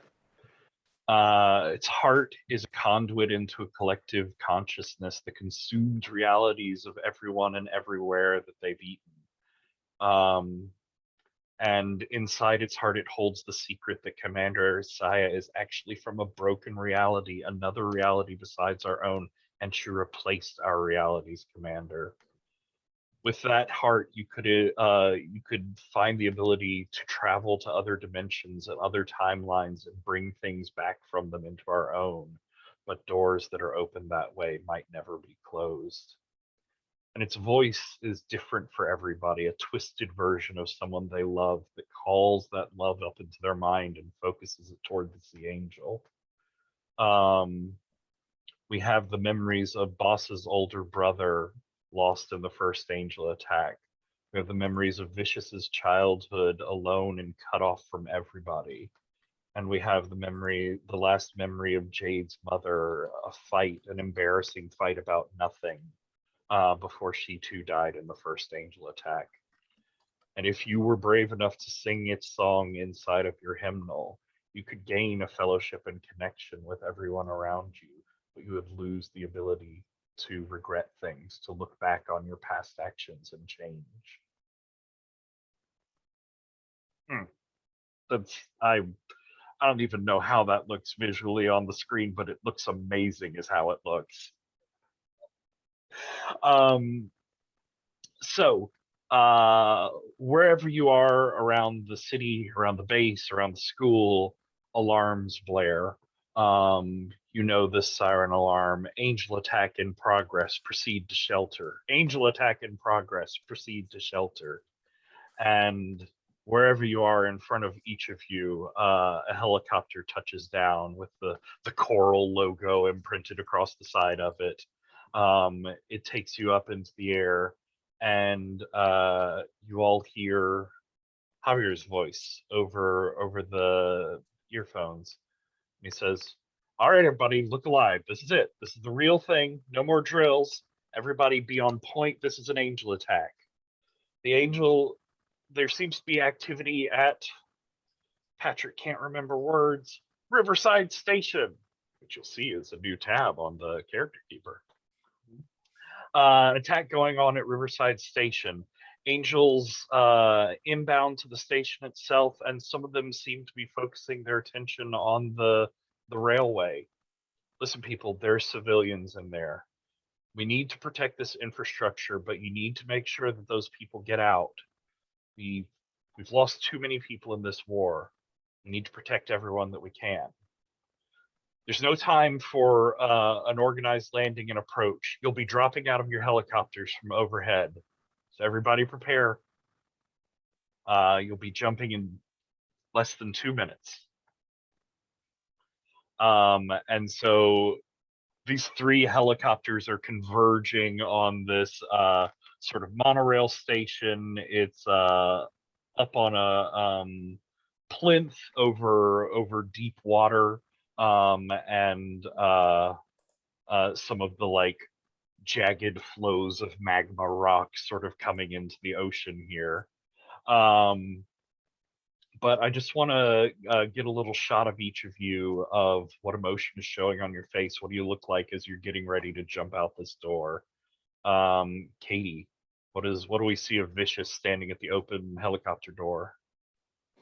Vicious, they're standing there and they have like a look of a little bit of insecurity, especially after the conversation with the commander. They're afraid that they haven't had time to harmonize completely with Jade and Basa. And they're afraid that they might not perform as well as they have in the past. And they're totally afraid of rejection just from themselves of not performing correctly. So they are a little afraid. Gotcha. But they look freaking awesome though. Their suit, I would like to, it's like purple and black, kind of mirroring the picture I have of the Mecha and everything. Very sleek, very slender, and there's like a helmet with like a full face shield that's like purple. Like they look like a cool Power Ranger. Nice. Do you feel like the Proud song still feels right to enter into battle?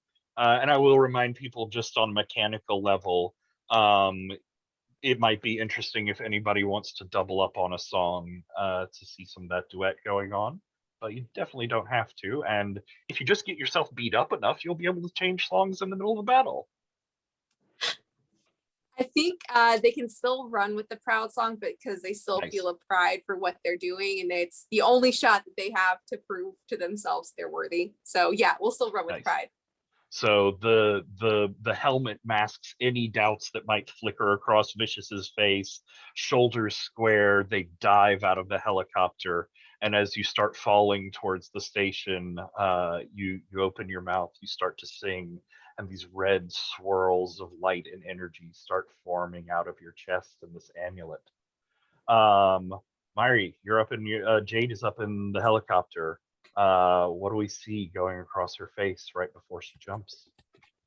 She's determined and optimistic about the fact they have a 3rd pilot now to work with, and that this should mean they can save more people and although the angel attacks keep getting worse, but this is more Nice. resources Coral has, and that brings them hope. And Nice. So it sounds like you still feel the hopeful song right now. yep, Okay. Then yeah, you go, you take a step forward, you jump out of the door of the helicopter, and as you start to fall, yellow light starts to swirl around you with this pinpoint of green just on your back that'll, as you form, shoot up into the gun itself. And both of you, Katie and Myri, can go ahead and mark 3 gain. As like I said, I'm going to go ahead and give you some starting gain based on your song. And then Matt Bassa, what do we see of him at his helicopter door? Were we in the same helicopter or were we in separate helicopters? You can be in someone else's if you want, but I think the default I described was 3 different ones. Yeah, that works great. I think that first of all, I think that the color that makes more sense for Bassa is orange. It is symbolically, it's in between the colors of the other 2, and it felt more like a appropriate color for his idiom. I like that. That's good thematic work. And Bassa, I think at the moment before the jump, he is looking off towards his companions, and he's got kind of a clarity to his face, but he's remembering what Javier said and what Jade said about having each other's back, and how once we're out there, the clarity sort of takes over, and he is not dwelling on his insecurities. He is thinking of his teammates and only his teammates, and I think that's what helps him anchor himself into the present as he jumps. Nice. He jumps, and we see that as his mouth opens and the song is ripped away by the wind, but we see that orange energy swirling out around you, forming into mechanics and technology and architecture and big fucking fists. So you can go ahead and mark 2 gain for well, let me double check. It sounded like, but are you still feeling the Resolute song? Let me just have a look at the love song really quick. Cool. So decide on which one you want, and you'll start with that many gain points. So if we look at the Riverside Station tab real quick, like I said, we're not worried about like laying figures out on the map or exactly where you are. This is just so we can get some points of reference. But the station itself is that light blue area. You can land anywhere on this map that you want to. What you see as you're coming down is over there at point 1, there are 4 second chorus angels, crystalline bodies and angular jutting legs, too many legs off in every direction. And they seem to be shooting beams of rainbow light down at the rail structure underneath them. If you want to get a look at some of the angels, you can look on the angel tab and see some pictures there. I know there are so many tabs, I'm sorry. They're at point 2 on our Riverside Station map, just entering into the station itself, are 4 first chorus angels. These are ones that you know love to go after civilians and chase them down and you know, kill them. At no, wrong tab, always the wrong tab. At point 3 on the map, that's sort of where the civilians have started to huddle. They saw these things land and start making their crystalline, creepy way towards them. So we have 26 civilians currently in the station, and the condemnation is currently at 0%. But you can start to see that like oil slick haze in the air that comes with the angels that always follows around them. So we're gonna start our first round of combat. We're gonna get into this shit. We're gonna do it. So we start off with the heroes going. Y'all go. You can choose any order you want to go in. So if someone feels strong about their actions, step up and lead the team.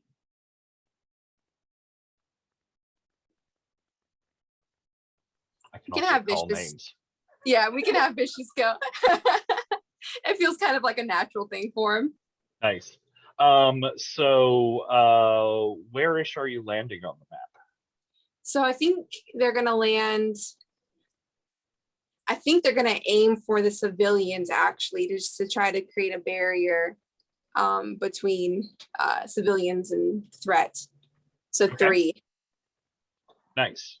So you land there. I don't think you really want to move since that's where you want to be. But it is the start of your turn, so you get your song's gain in points again. Okay. So plenty of points to play with there. Okay. So for your action, you could take the action to help secure civilians. We'd talk about how you do it, and you'd make a roll. And if you're successful, you'd get 5 civilians off the board into safety. And then, of course, any of your powers that you want to spend gain on are free actions. Okay. And I gained 3 gain on top of the 3 that I already Yes. had. Okay. Yes. Cool. So you should be at 6 now.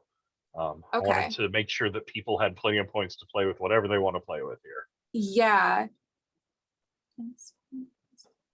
Again, there are 4 of those spider angels down the track. There are 4 of those sort of toothy angels making their way into the station, and 26 civilians around you.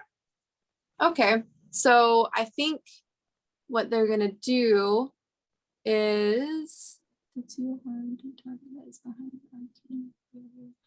so this flame edge that I have here, this arcane barrier I'm talking about, is that a barrier that the angels have up, like a barrier, like a defensive shield? None of them have it up yet. Okay. It is an ability that some of them can throw up, and it is an ability that some of the hymnals can call on. And oh, I meant to mention this earlier. You know, you all chose 3 powers to start with, but none of us really knew where the system was going. And so until you actually use a power, you don't have to consider it fully locked in. And if you get to the moment you're like, man, this other one I clicked would have been great, and you haven't used one of your powers, just change it over to that. I don't care. Okay, cool. Okay. So in that case, because that's very helpful, I want to use the blinding knife move. Ooh, go for it. It's a ranged attack. So choose a target at any range, prevent that target's next move. So I definitely want to go for one of the bad boys at the point 2, I guess, closest to the civilians, correct? Yeah, those first chorus angels that are coming in. Mm-hmm.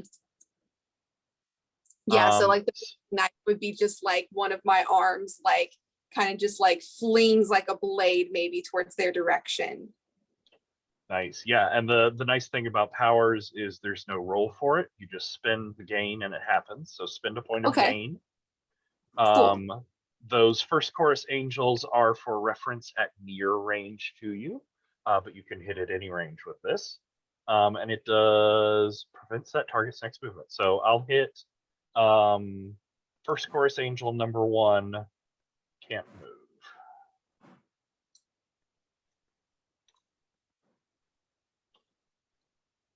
So that was free. You still have your action and other points of gain to spend. Anything else you want to do?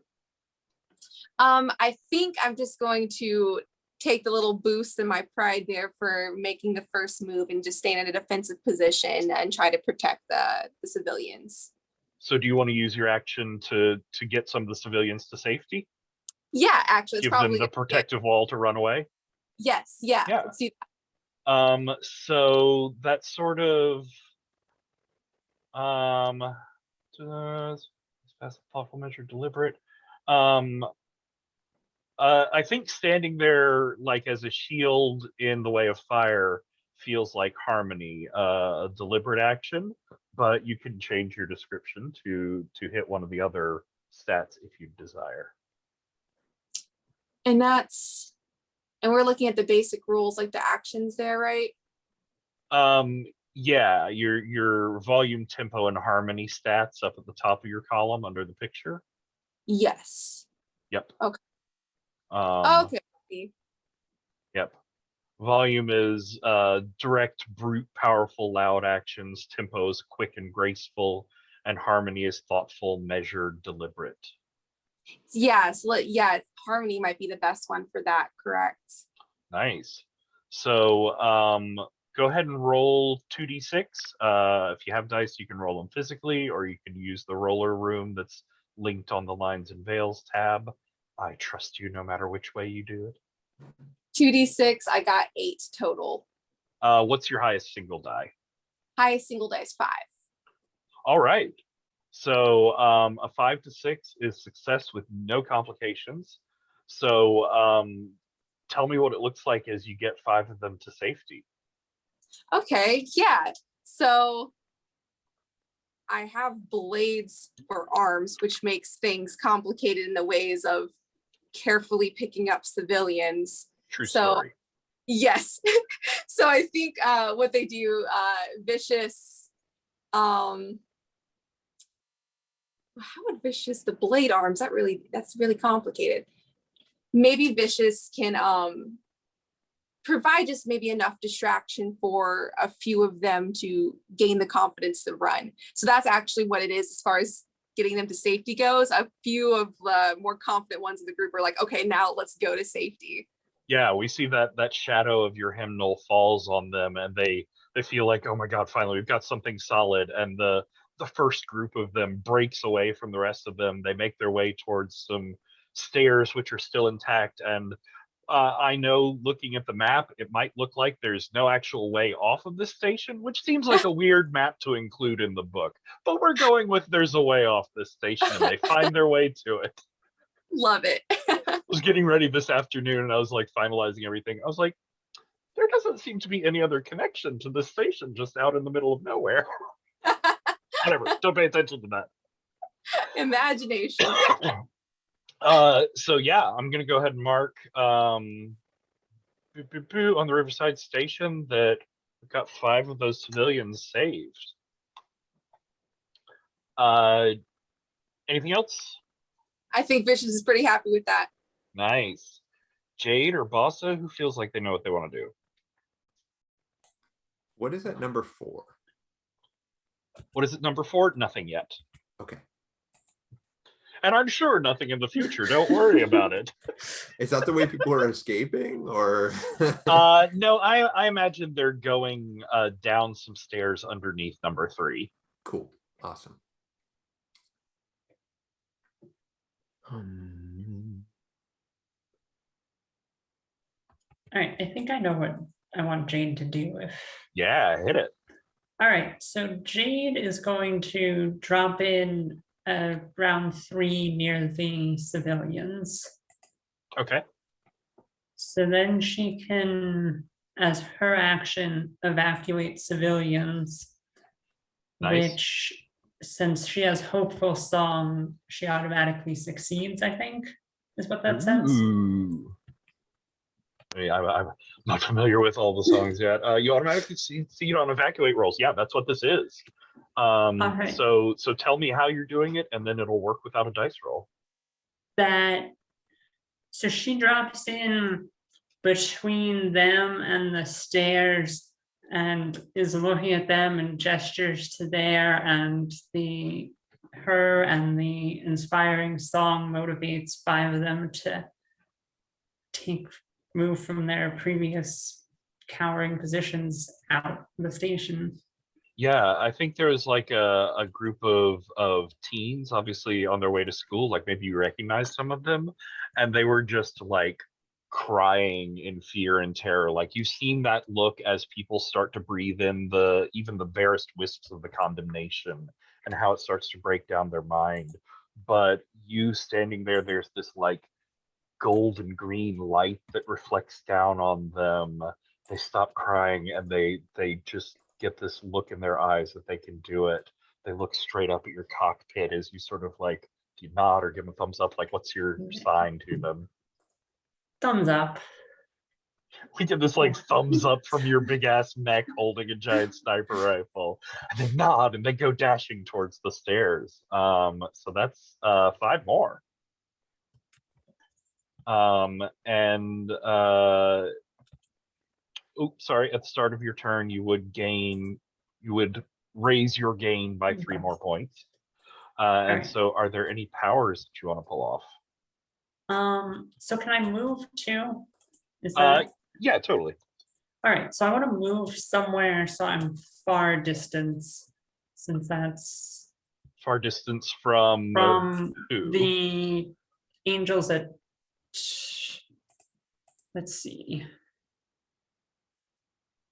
How far am I currently from the first or the further away angels, the ones that are Yeah, so where 1? you are at number 3 right now, you have the civilians around you at close range. Those first chorus angels at number 2, that's weird, are at near range, and the second chorus angels at number 1 are at far range.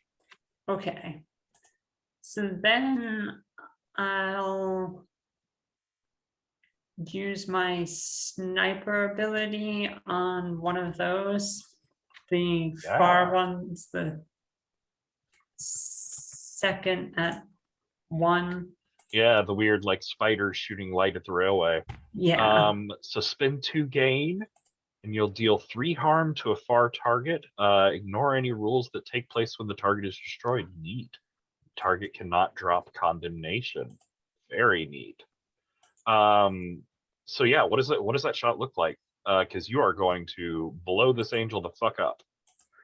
So I drop to one knee, line up my sniper rifle like through the like whatever infrastructure there is, line up a shot on one of these spider angels, and this green laser blast comes out and just blows it straight to pieces. Love it.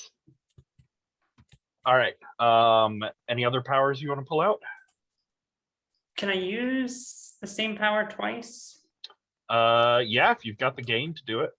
All right, I'll do another sniper attack on the angel next to that one. Nice. So that takes out second chorus angel number 2.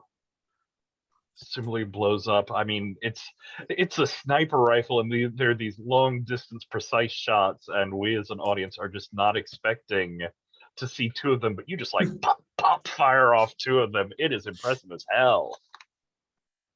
Cool. We'll go on to Bassa, and I'm gonna remind Jade and Vicious that you can jump in with powers at any time. So if a situation comes up where you're like, oh my god, I've got the power for that, you can jump in. Just let me know. But Bassa, your turn. Where are you landing? What are you doing? So do we gain the gain at the beginning of our turn? Yes, you gain your gain again, so you should be at 4 now. Yes, at 4. And could you tell me how many second wave angels are there? Out at point 1, those spider ones attacking the rail. Yeah. There are 2 of them left. 2 of them Okay. exploded, 2 left.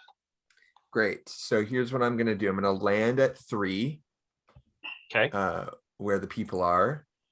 I'm going to quickly knock out a bunch of glass panes from the station and quickly construct like a wall to form a shield from the rainbow prismatic beams so that the glass like refracts the light and it's not harmful ideally. So I want to buy people some time to be able to move and be free from those beams. Yeah, you want to put up a barrier so they can run behind. I love it.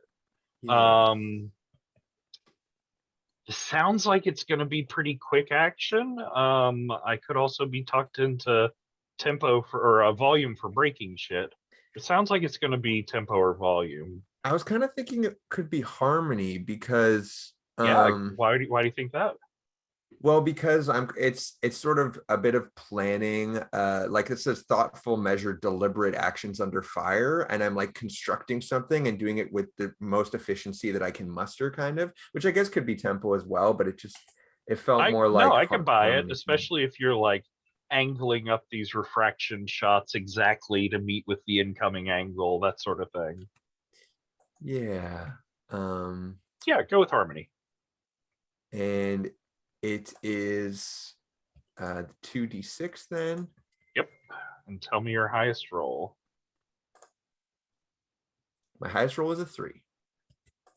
Okay. So that is a success. You do get that wall up, and you were evacuating civilians. You want to get 5 more people out? Yes, please. Yep. Okay, that's what I thought. So we'll have 5 more people out, but you're going to have a consequence. And since you were protecting against the second chorus, so they're too far away to hit you right now. But we talked about those arcane barriers. You see one of the 2 that's left. There is a flash of light around it, and you see this like swirling oil slick rainbow shield of light form up around it. It has an arcane barrier, and the next attack against it will do no damage. Ooh, that's one of the second chorus angels. Yep, one of those spider things out on the end. Cool. I have an ability or a power that refers to other zones. Are zones just the numbers that are listed on the map? Zones are like near far range. You could definitely go to one of the other numbers if you wanted, but it's more referring to like you can get a second movement in your action in your round, sort of thing. So here's what I'd like to do. I'd like to spend 2 of my gain to rocket punch, which deals 2 harm to a near enemy and moves to be close to that enemy. Am I within near distance of the first chorus angels? Yes, you are. Okay, I would like to rocket punch to that group of angels and deal 2 harm to one of them. Nice. We'll say you're probably avoiding the one that you saw Vicious hit with a beam. It's like anchored to the ground. Yes. I want to destroy the ones that still have the mobility, or hurt them at least. So that's 2 damage, which will be enough to shatter one of those angels around your big ass rocket fist. Amazing. So yeah, this is like I think the song that I'm singing is very low in frequency. Like now that I'm in it, I'm not worried about singing lyrics and like really nailing whatever I'm trying to do. It's much more of a embodied thing. It's like vibrating from deep in my chest, and it's just like a big low resonant hum as the power charges up in my fist of all the orange energy. And then my mech just takes one quick stride forward, like very like a volleyball player's leap or something, and just nice buries one of them and shatters it. And then quickly I'd like to, as like a combination move with my other fist, reach out, grab another one of them, and then spend 1 gain to hurl it into the water. Nice. Yeah. So you grab another one by its very toothy head and just toss it down into the roiling water below. I don't know if that's going to disable it, but I imagine at least it'll buy us some time. Yeah, I will decide what happens with that, but I will make a mark on number 3 here. Tossed in water. So let me make sure I'm doing my turn right. What page am I on?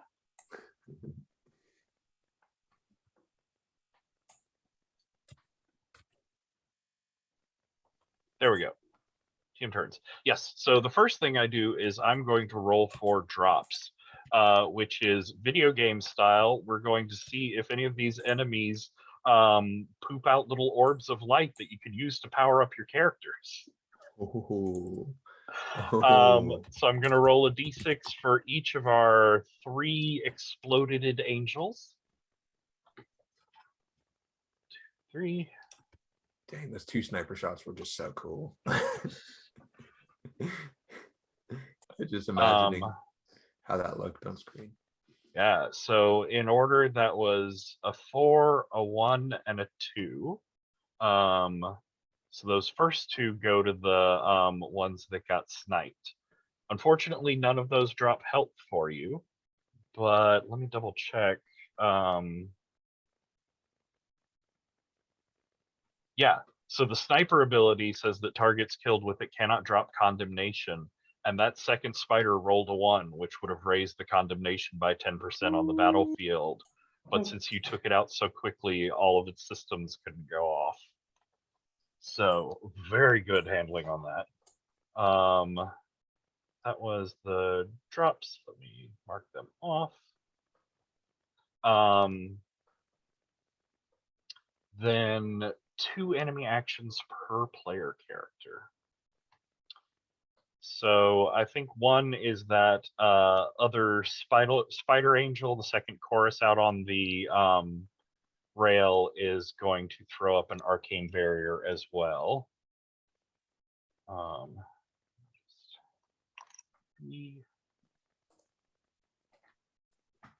So they're both protected by swirling light. I think the one first chorus angel that's frozen in place and near to Basa is just like furious that it can't get at him to tear at the mech, and begins belching forth this vile, thick, oily fog. And it's going to raise the condemnation by 10%. One of them is down in the water. So he'll probably spend this round moving and trying to get back to the battlefield. And the last first chorus angel near you, Basa, will dart forward, clamp its jaws around the arm of your mech, and rip out part of the structure, trailing sparks and light behind it, as he is going to attack you for 1 harm, and also use an ability to absorb 1 gain from your hymnal. So lose a gain. Dang. So that was The that magic guy. player, the magic player in me wants to use it at instant speed, but I don't think that's how it works. 5 to move, so 3 more.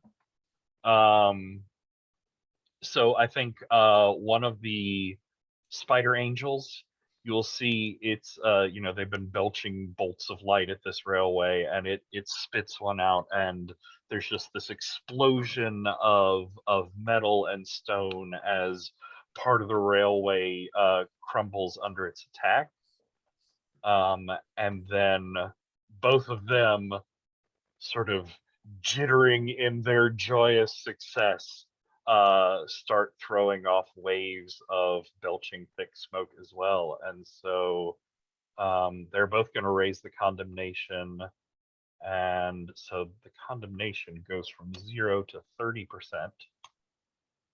Of note, once it gets up to 50%, it'll start affecting you and the civilians. And once it gets up to 100%, it's very bad out here on the field. So that is the actions, and then I change the battlefield, and you hear the sound of a train horn. You see rushing lights, and you feel vibration as off to the west, past number 1, coming in towards the station, is a train. It's filled with 15 civilians, and it's hurtling towards that break in the track. So let's take 5-minute break here real quick. We ran over our hour, but I did want to get a round of action in. We'll come back, we'll do whatever we can do, and we'll do some epilogues to finish out the fight and defeat the angel in the last couple minutes. We're pushing time, and I'm sorry, but we're going to get some more action squeezed in there. So 5 minutes, we'll be back. Cool. All right, so the train is speeding down the track. I'll let you know mechanically. It's going to take 2 successful rolls of whatever you want to do to try and stop the train to stop it. If you don't stop it within 10 rounds, then it's going to derail and all 15 of those civilians will be lost.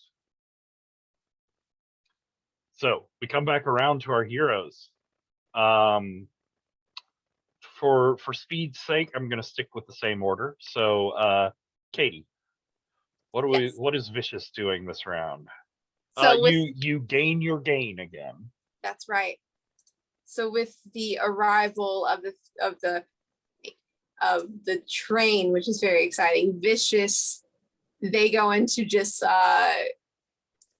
power mode, we'll say. So basically, I want my first action to be, I want Vicious to turn around to the group of civilians that he's protecting, or that they're protecting actively, and I want them to like do like a very powerful scream, so like a volume, to like scare some of the civilians into like an urgency to run, basically, is what I'm trying to get. It might intimidate some, but I want some of them to just be like, ah! So I love it. No, these giant mechs are scary as well, not just the crystal angels. And just so you're clear, like you won't be able to go off and do anything about the train because this will be your action. That's right. Yes. Okay. Yeah.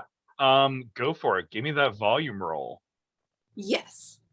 And a volume roll is that, so the 2d6, what is? Let's see, your volume is 2, so yep, it's 2d6 as well. Cool. So they, total of 11, highest one being a 6. Oh, you pull it off again. No consequences. You're really good. I think Vicious has had a lot of experience in getting civilians out of danger. And I think this is a trick that Vicious has used before for recalcitrant people. But you're like waving them onward, and we see from the civilians' point of view, like this glowing multi-story tall mech waving its swords in their faces. They're like, no! But you give that scream, and it's just enough to push them over the edge. They go darting towards the stairs. Like a powerful, like 80s, like just like old school rock, just like Nice, yes. Ridiculous. So you have a move and any powers that you would like to activate. Yes, so they're gonna use their flame edge, because there is a couple barriers I think that are activated right now. Yeah, those spider angels out at point 1.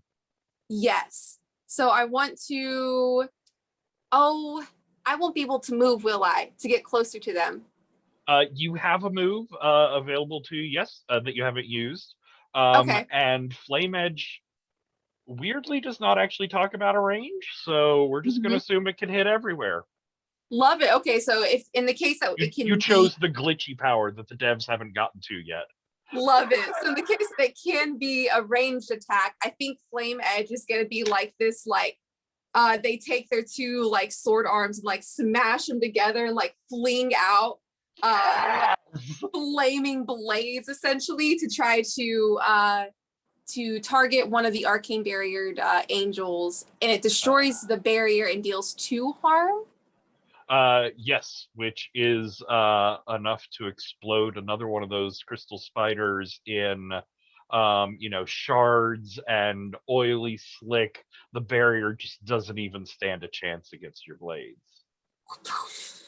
Anything else? I believe, is that all I can do, I think? If you have more gain to spend, you can activate more powers, and I don't think you've moved. Okay, yeah, so I might do the same deal again, because there's another one with another barrier, correct? Yeah. Yeah, I want to do the same exact thing again. Maybe this time with a little more urgency and aggression. So like I smash them together and just like I'm glowing red from just the heat, and I just like shoot them out again at another one. Yeah, and we have like a special effects camera shot that's sort of sitting in the middle of your flames. You see like the sizzling heat all around it, and as we zoom in on the Crystal Angel's face, there's just this like widening eyes of oh no before it blows up into shards as well. And I think Vicious is going to stand their ground where they are right now to try to get these civilians out of the way, and hopefully my teammates can maybe train stop. I don't know. Yeah. So we'll go to Jade next. That was so awesome. That was amazing.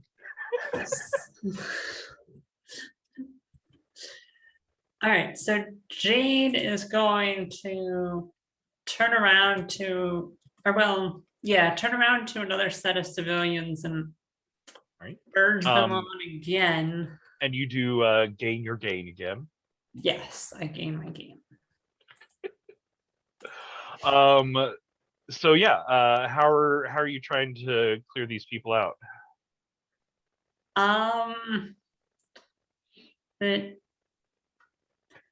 If there's another cowering group, she's going to just sort of sweep them towards the exit. I think that sounds like a volume roll, as you are just robot handling these people. And because my hopeful song, I automatically succeed. That's right. I forgot. Oh, you're so good at that. All right, that's 25. There's one lone civilian left. I think. Oh God, you've got a reporter. You've got a journalist there who's insisting that they stay for the fight. They're going to take pictures. They're the last one hanging out here. So that was your action. You have a move and any powers that you'd like to activate. I'm going to move so that I'm far range from the first chorus angels. Unless, is the one in the water still in the water? Or is it ashore somewhere? As you look down, you can see it making its way back up, but you're like a couple hundred feet up in the air on this platform, so it won't make it back until the next bad guy turn. It's in range for you to shoot, but it can't do anything to y'all right now. Okay, so then I'm gonna move so I'm far range from the other one, like up the railroad tracks in the opposite direction. Towards the right. Yes. On the map. Okay. Yes. And then I'm gonna use my sniper power on the line up a shot on the on the fourth one that nobody's done anything with. Yes, correct. Yeah, totally. And that is, I think your sniper shot takes it out, right? Yeah, 3 harm. Yep, 3 harm. Oh yeah. So spend your gain, and you will knock out number 4. All right. Anything else? I think that's all for now. All right. Bassa. Is that 4 of 4 second wave angels? Is that the 4th of all? Is that all of the second wave angels? That is all the ones that were attacking the train line. The ones up near the station are the one that the red light is dissipating around as that can't move is going away, and the one that's trying to make its way back up from the ocean below. I'm so tempted to just throw another one.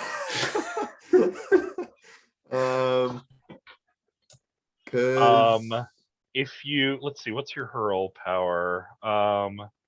Close enemy into any other zone. Yeah, if you wanted to like spend the gain along with an attack, I'd let you do a hand-to-hand attack where you like throw one into the other and do damage to both if you want. It sounds sweet, but I do want to use my action on the train. Okay. Then you want to just toss it off? I mean, I can rocket punch. They put me on this earth to rocket punch, so I'm gonna rocket punch. Yeah, go for it. Yep, I'll spend my 2 gain, and in combination, after I throw the last one, I look over and I just see the move that Vicious pulls off, and I'm just like, damn, that was cool. And then I'm like inspired, and I do another spin and turn and punch the one behind me, and like I guess I move close to it, so I leap again, flying rocket Nice. punch. Yeah, it's you know, that red light was dissipating from it. It was flexing its claws and opening its mouth like, now I'm going to. And then from out of the explosion, you just see me dashing faster than you've seen a mech move probably before in the show, like blur as the smoke leaves out behind me, and I'm running over towards the train. And True power of the class 3. yeah, exactly. And I want to use my speed. How can I finagle a tempo roll here?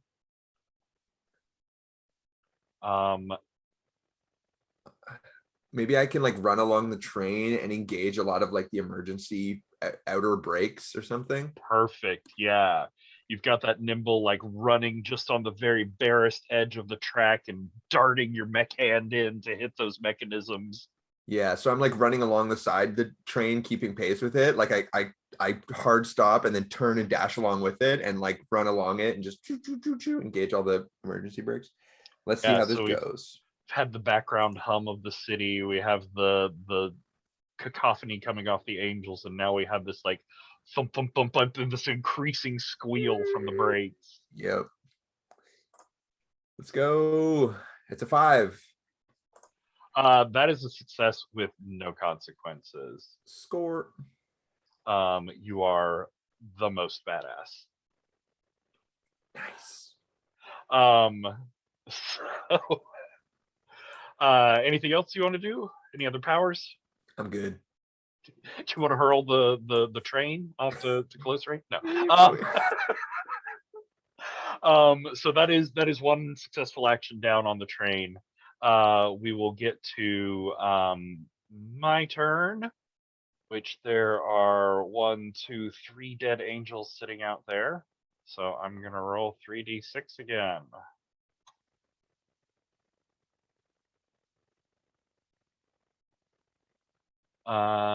Three, nothing, 2, nothing, 5 though. That last one that Bassa punched into little crystal shards, there is a glowing heart of energy left behind, and I don't think any of you are hurt. It is 1 health of healing, but your units can convert healing into gain. So who's got the lowest gain? That would probably be the best person. I have 0. Then I think it's entirely appropriate that energy just flows up the arm of your mech, and your song starts increasing in volume again. Take a point of health and then immediately burn it into a point of gain. Thanks. Oh yeah, I thought you did damage me before, but my ability says if I would take 1 harm, I'd take 1 harm less. So Wow, nice. I know. It's crazy. There are not very many enemies left. But I will say that our last first chorus angel makes it back up to the tracks. And wait, did I forget to? I forgot to take out one of the can't move angel. One more die.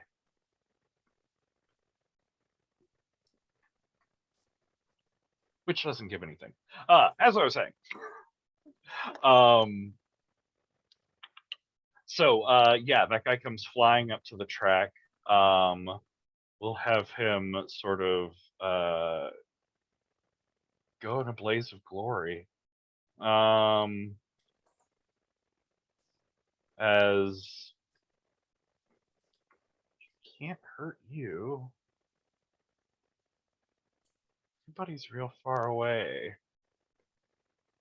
but he will get up and I think rush towards Vicious. You're the closest one that it sees when it gets back up to the top. And so it is going to bite at you twice for 1 harm each. So 2 harm unless you have any sort of reductions.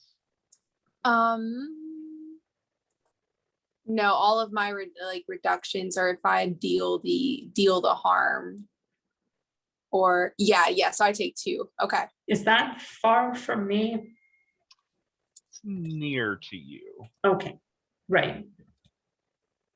Oh no, you got No, far I away from moved the far. but it's moved into the station, so it's sort of at number 3. So yeah, that is up into near. Okay. For you. Sorry, imaginary spaces. Technically by the rules, that guy could go 6 times. That feels weird. So instead I'm gonna go ahead and rush the next wave on as we have boo. Crazy guitar riff starts playing.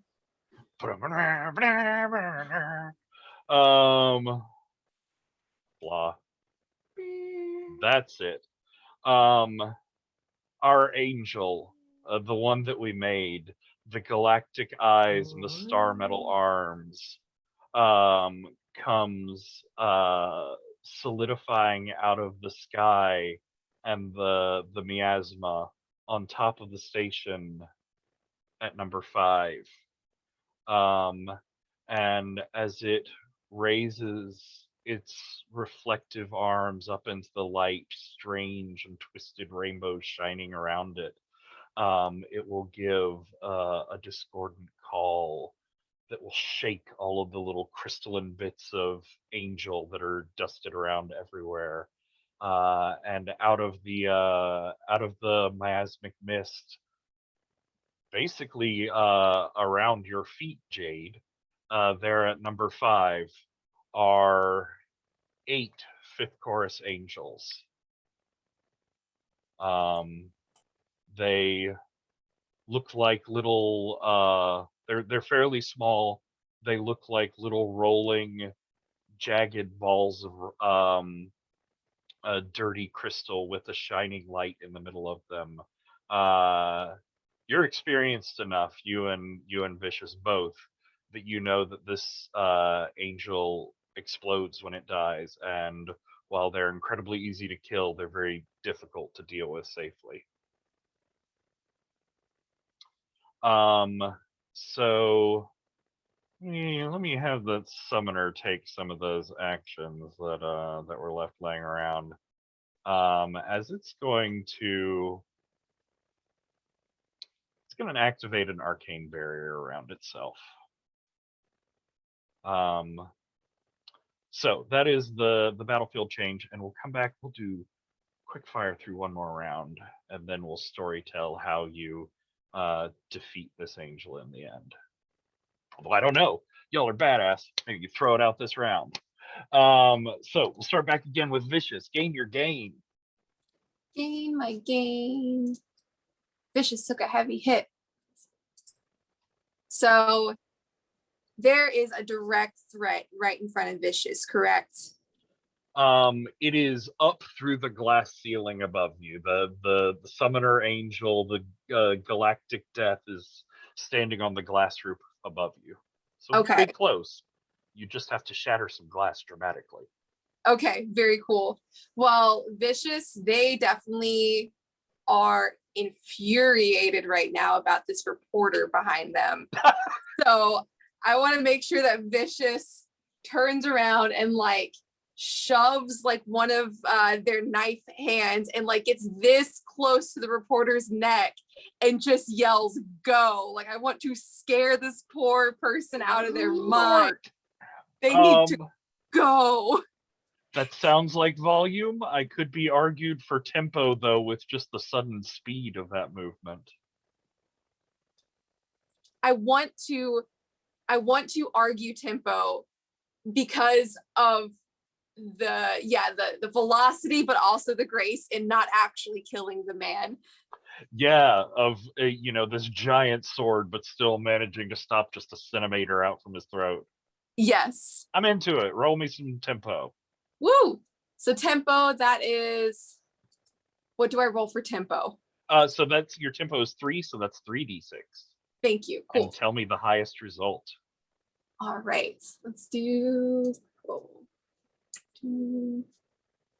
I need to type in 3d6. Enter. Is that how that works? Wait, no, it's fine. So 2d6. All right. And then I don't know how to work this. I feel so I just rolled 2d6. I need to roll one more, so I'll click that. Does that do a thing? 6. Yeah, so you can either type like 1d6 up in the line at the top and hit enter, or you can click on one of the pictures of the d6 and scroll down to the bottom and hit roll. Oh, okay. Thank you. There we go. So Cool. I got a 5, a 3, and a 2. So we got a 5. 5, which is a success with no consequences. As I definitely think the consequences here would have been a storyline thing where there was like a character assassination piece on Vicious later on. But you've scared him enough to get him out of here, and he'll realize as soon as he's with all the other grateful people below, and as soon as this train station starts falling apart in a few minutes, that was probably for the best. Good move. You have a move and powers? Yes. So there is something above me. So Vicious needs to move to a far target and deal 2 harm.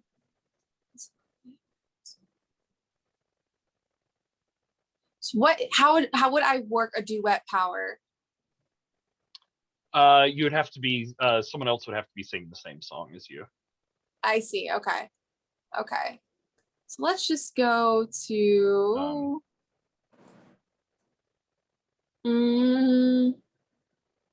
choose a target at any range, prevent that target's next movement. So maybe there's a way I can prevent big boy up top from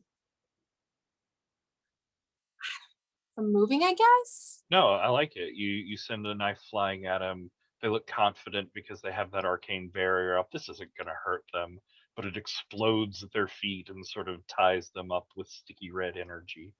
I like that. Let's go with that. Spend a gain for that. Anything else you want to spend on? I can go ahead and attempt to break an arcane barrier with my flame edge as well. Yeah, hit it. So 2 more gain. 2. And this time, I guess it'll be same motions and everything in the flinging, but I want to jump all cool and anime like with one, knee up and like, so it's gonna look very cool and dramatic. Nice, I like it. That's how they do it. Jade, you're surrounded by a bunch of these little pebble bombs. And there's Vicious confronting the summoner up on top. Yeah. Oh, and also a train hurtling towards broken track. That too. So I'm going to leap over to where the train is and just try to stop it. Just in front, hands out? In front, hands out, just... I think that sounds like volume to me. All right, so that's 3. So I roll 3d6. Yep. Ooh. 3 is my high roll. Ooh. So that is a success. The train will come grinding to a halt. But this thing is big. This thing is almost as big as you.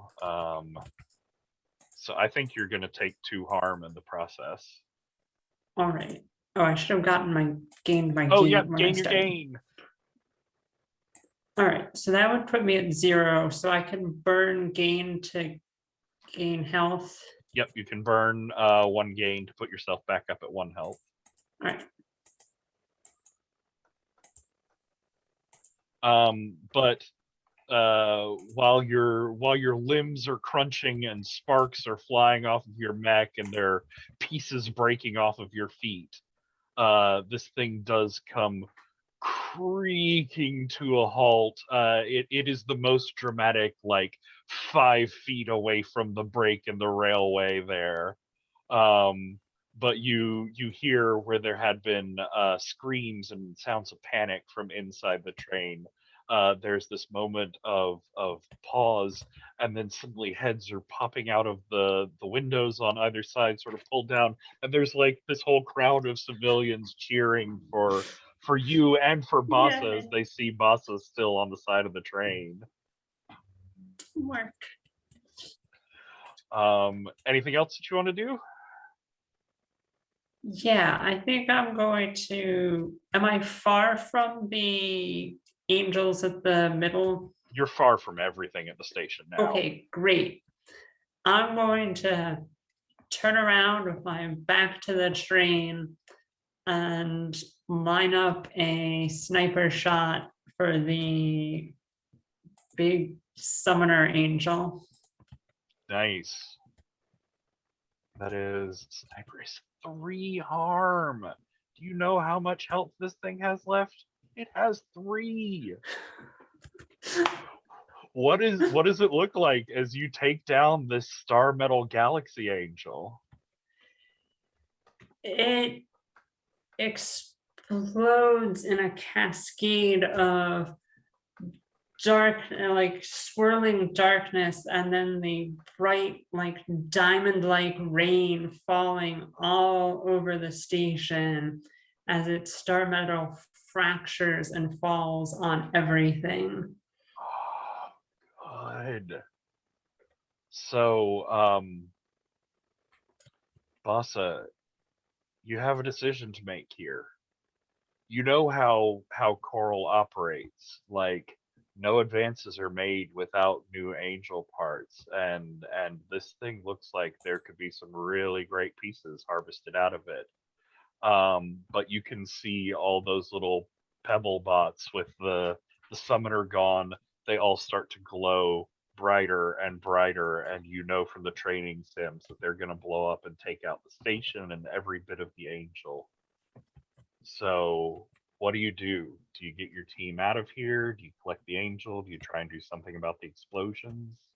How many of them are there? There are 8 of them. 8 of them. I was gonna try to just throw them all.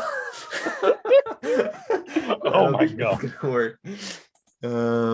Gosh. Let's see, you would start by gaining your gain. I have done that. Yep, not quite enough. Nope, I'm at 4.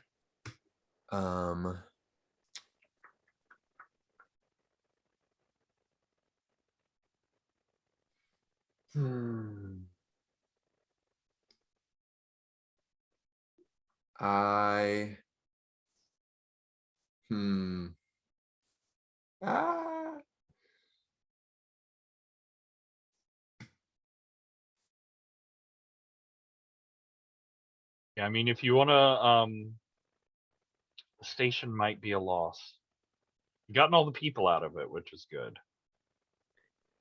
Yeah. Do you want to try and get that angel's body? I think that I do. Like, I think that to me as a player, knowing what I know about the angel, that is a terrifying thing for CORAL to have.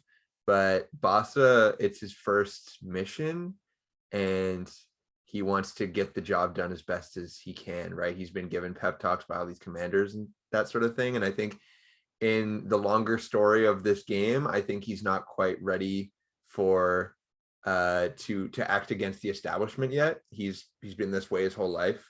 And so I think as Jade stops the train, he's running alongside it, and he leaps up on top of it and on top of the train, and I think he says, "Nice one, Jade. You're the people's champ." And he just like jumps off the front of the train, and as he's soaring through the air, the bullet goes underneath him, and the angel just like explodes into that glimmering rain. And then as he's soaring through with his fist through the air, his hand finally outstretched instead of into a closed fist, he like diving onto a football, he grabs onto the heart and then like springs away from the explosion, trusting his comrades to be able to handle themselves. Yeah, and even as you're wrapping your Hymnal's arms around the angel, you see the explosion start underneath you, and you know for certain that either of the other two classes, if they were here, they could never get away in time. But the class 3, it's faster than anything anybody's ever seen, and you dash on the edge of this explosion. So we have a big dramatic explosion at the station, and we're just going to get a sort of like quick pan around splash shot. What's the badass pose or last look that we get of you and your mech in this exploding station? Train car full of cheering civilians, people down underneath the explosion who are fine, by the way. They're all safe and also cheering for you, but you can't hear them. So one last time around, Katie, Vicious. Yeah, I think Vicious is just like overcome with, there's a little bit of jealousy that that Bassa had like the final most beautiful, like destroying blow. There's a little bit of jealousy there, but honestly, Vicious is filled with pride, for his teammates this time, not just himself and their capabilities, but like, yeah, Vicious is just like, he's like, oh, that felt good, So Vicious is just like, I guess Vicious was kind of below the whole thing, correct? Is that where they were playing? You were sort of in midair and had like jumped up to do a thing at it. So I think all of this happening at the same time, you're sort of still in midair when the explosion went off. So I like to think that Vicious, they were knocked back and just like beautifully, gracefully, just like, back flipping onto a platform or something, and just like, yeah, just kind of like flipping himself. Gymnastics your way on top of the train there. Yeah, that's cool. Nice. What's our dramatic splash shot of Jade? She, after a shot, she pulls back her rifle. She's beaming about Bassa's final move, grabbing the thing, and they've done so well on their first mission. And we see her scoop up one of the rescued people and just sort of protecting them and from the explosion. And so good. Love it. And Matt, what's our last view of Bassa in this dramatic explosion? So I think Bassa is running at the end of the explosion, and at a certain point leaps off of the bridge, soars over the water, and lands on the land across on the other side of the water, and up on a hill. And he's just kind of like, he lands in this full crouch, like a runner's pose kind of, one hand on the ground, and he's like panting hard. And I think you just hear in your comms, you just hear him like quietly under his breath say like, I made it. We made it. And then he turns and he looks over at you on the station on the other side. He just puts both of his hands in the air and he goes, we made it. We survived. And it's like this whole time he's been like closed up and like stressed about it. And now he's just like full pop off, like full emotional. And like you can hear him crying a little bit in the voice chat. And I think we get like the full long distance wide shot of his mech, like arms up. We hear like the echoing call that's reverberating out through your mech and across the city, and the like smoke coming up from the railway station. This mission was a success. You saved everybody, all 41 people. Doesn't stop Commander Kira from dressing you all down for the destruction and the cost and the damage that was done. Let's see, General names.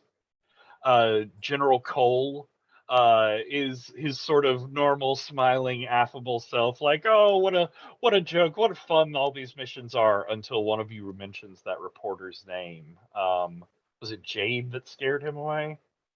No, it was Vicious. Vicious. Vicious, you mentioned that reporter's name, and his face immediately goes blank.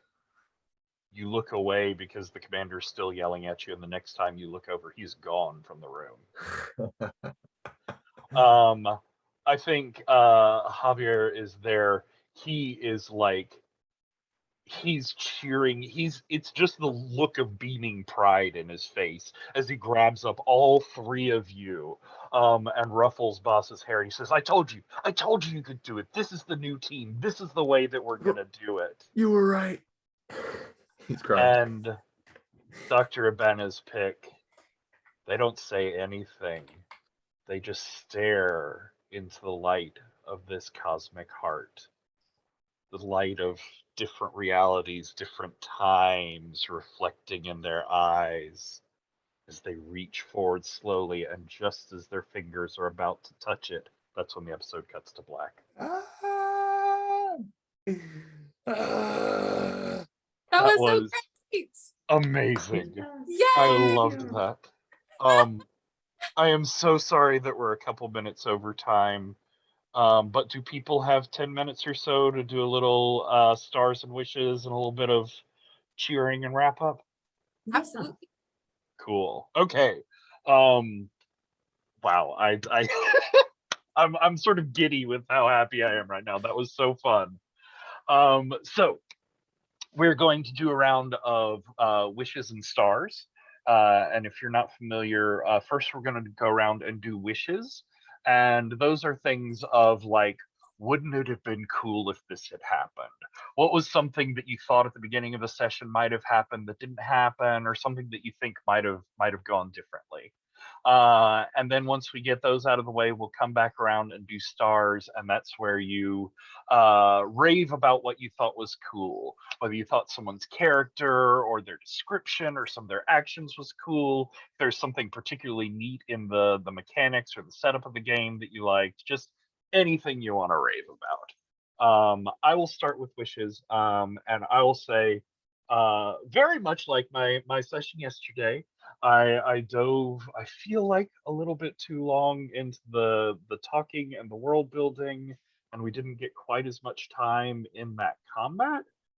But I can't quite bring myself to be mad at those world building exercises either. So I'm torn there. But I could see a world where we got a full 2 hours in that combat and it played out and we had the dramatic tension of the train and the station falling apart and all that. Yeah, half wish there. So we'll go around character keeper order. Katie. Yeah, I guess I wish it's so hard to say because, like, of course it's just the one shot, like you were saying. I definitely wish there was more like I thought out more of Vicious's backstory and everything, because I think they have like a Shinji vibe from, like who are their family, like what's going on there. Ooh, and like I would have helped even my intentions in combat a little bit more. I think so. Maybe just a bit more fleshing out and well thought outness of the character on my part. I wish I would have done a little bit more of that. I will say that I would have loved to see another couple sessions of play so we could figure out that mystery of like, why was Vicious chosen as the very first pilot? There's something that's a great there, question. totally. Yeah. Mari, any wishes? Similar to yours, I wish we could have had time with the last angel to really deal with the awesome world building we did and deal with those character moments of feeling those things, and more time so we didn't have to rush through it. I hear you. That makes sense. Matt, any wishes? I don't have too many wishes. I guess like I felt like our character chemistry was really coming out towards in the fight, and like just getting to then decompress. Like I like these kind of cycle of play games where there's downtime and then there's a big tension moment where like everything comes to the surface, then you have the downtime again. Just wish we could, do that one more time and then see how all the characters sort of change and relate to that point. But yeah, as far as 4 hours of gameplay goes, I'm already starting stars, but I'll wait. Well, we can snaketail back around. So why don't you start us off with stars? Sure. A lot of stars. A lot of stars. Yeah. I thought everyone had really awesome mind's eye for the action sequences. There was so much vivid imagining happening there. What everyone's first move was just so cool. Like just the double shot with the freaking, what is it called? Sniper there. Sniper, yeah. That looked so cool in my head when that happened. I was like, oh yeah, that's how you open up a fight. That's how you let them know. and then the double flaming sword maneuver. That was good. Super awesome. I won't take all the stars, even though I have so many to say. Pat, if you hadn't run a game in a while, I sure couldn't tell, because dang, you tied that bow at the end there. That was smooth. Oh, thank you. Yeah, you definitely did a really great job just grabbing loose threads and tying them together, and you didn't use too much time or space in the game to do it. It was just a few well-placed sentences here and there that really brought the game together. And the things that you had prepared were really really great and evocative of the genre, and just pushed us towards a really great session. So Thank you. I'm jazzed. I had so much fun. And yeah, I'm sure y'all will talk about the Exquisite Angel part, but like just getting to bar forth like existential cosmic fractal weirdness was so cool, and you'll have brilliant minds. So I'll leave it at that. Thank you so much. Mary. Yeah, so I loved the combat narrations for Bassa especially. And I loved the style sense for Vicious, the descriptions of clothing and everything. And the whole Exquisite Angel exercise, especially for the world building, was wonderful. And the combat abilities, they're so cool. They were fun. I was reading through the game. I was like, oh, these are just little like one sentence abilities that do not that much, some of them. But no, seeing them in action and the way that all of you brought them to life. Sorry, stealing your time. I think that's all. Awesome.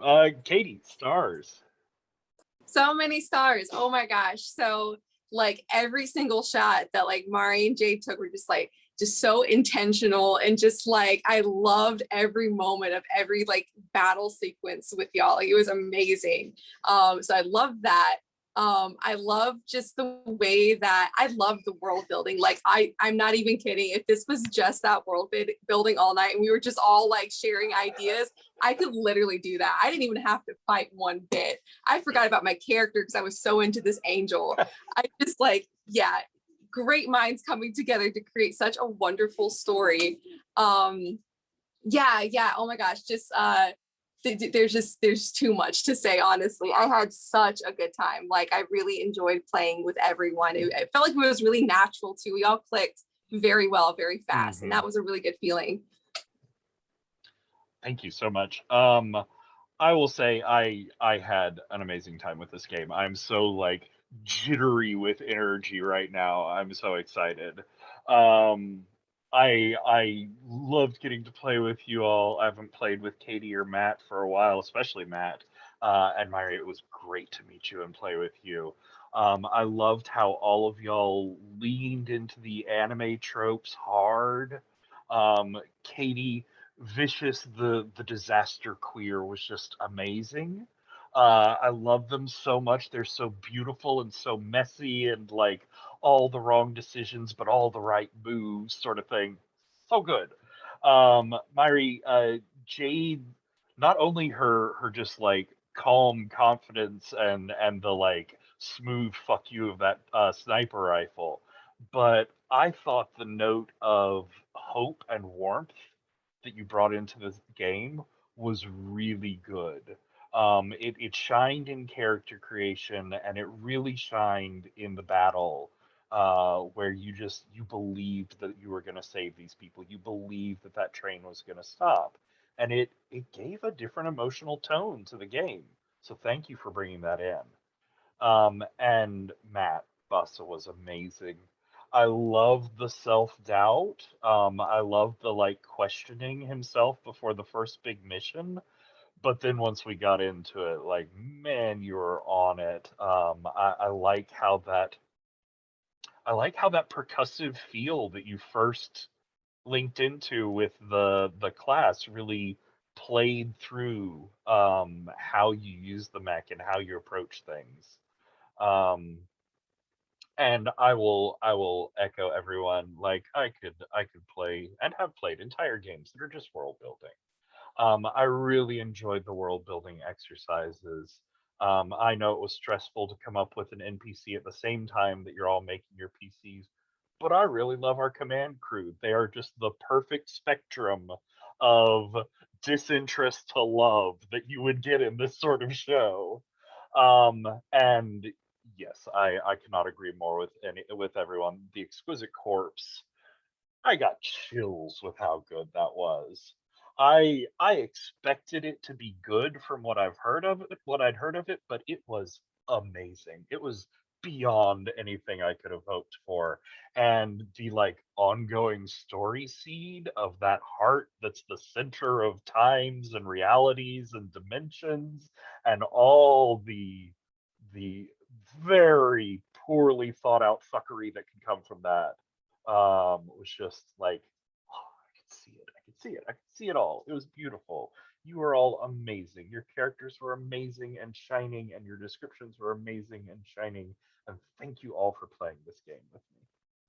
I'm gonna go ahead and stop the recording.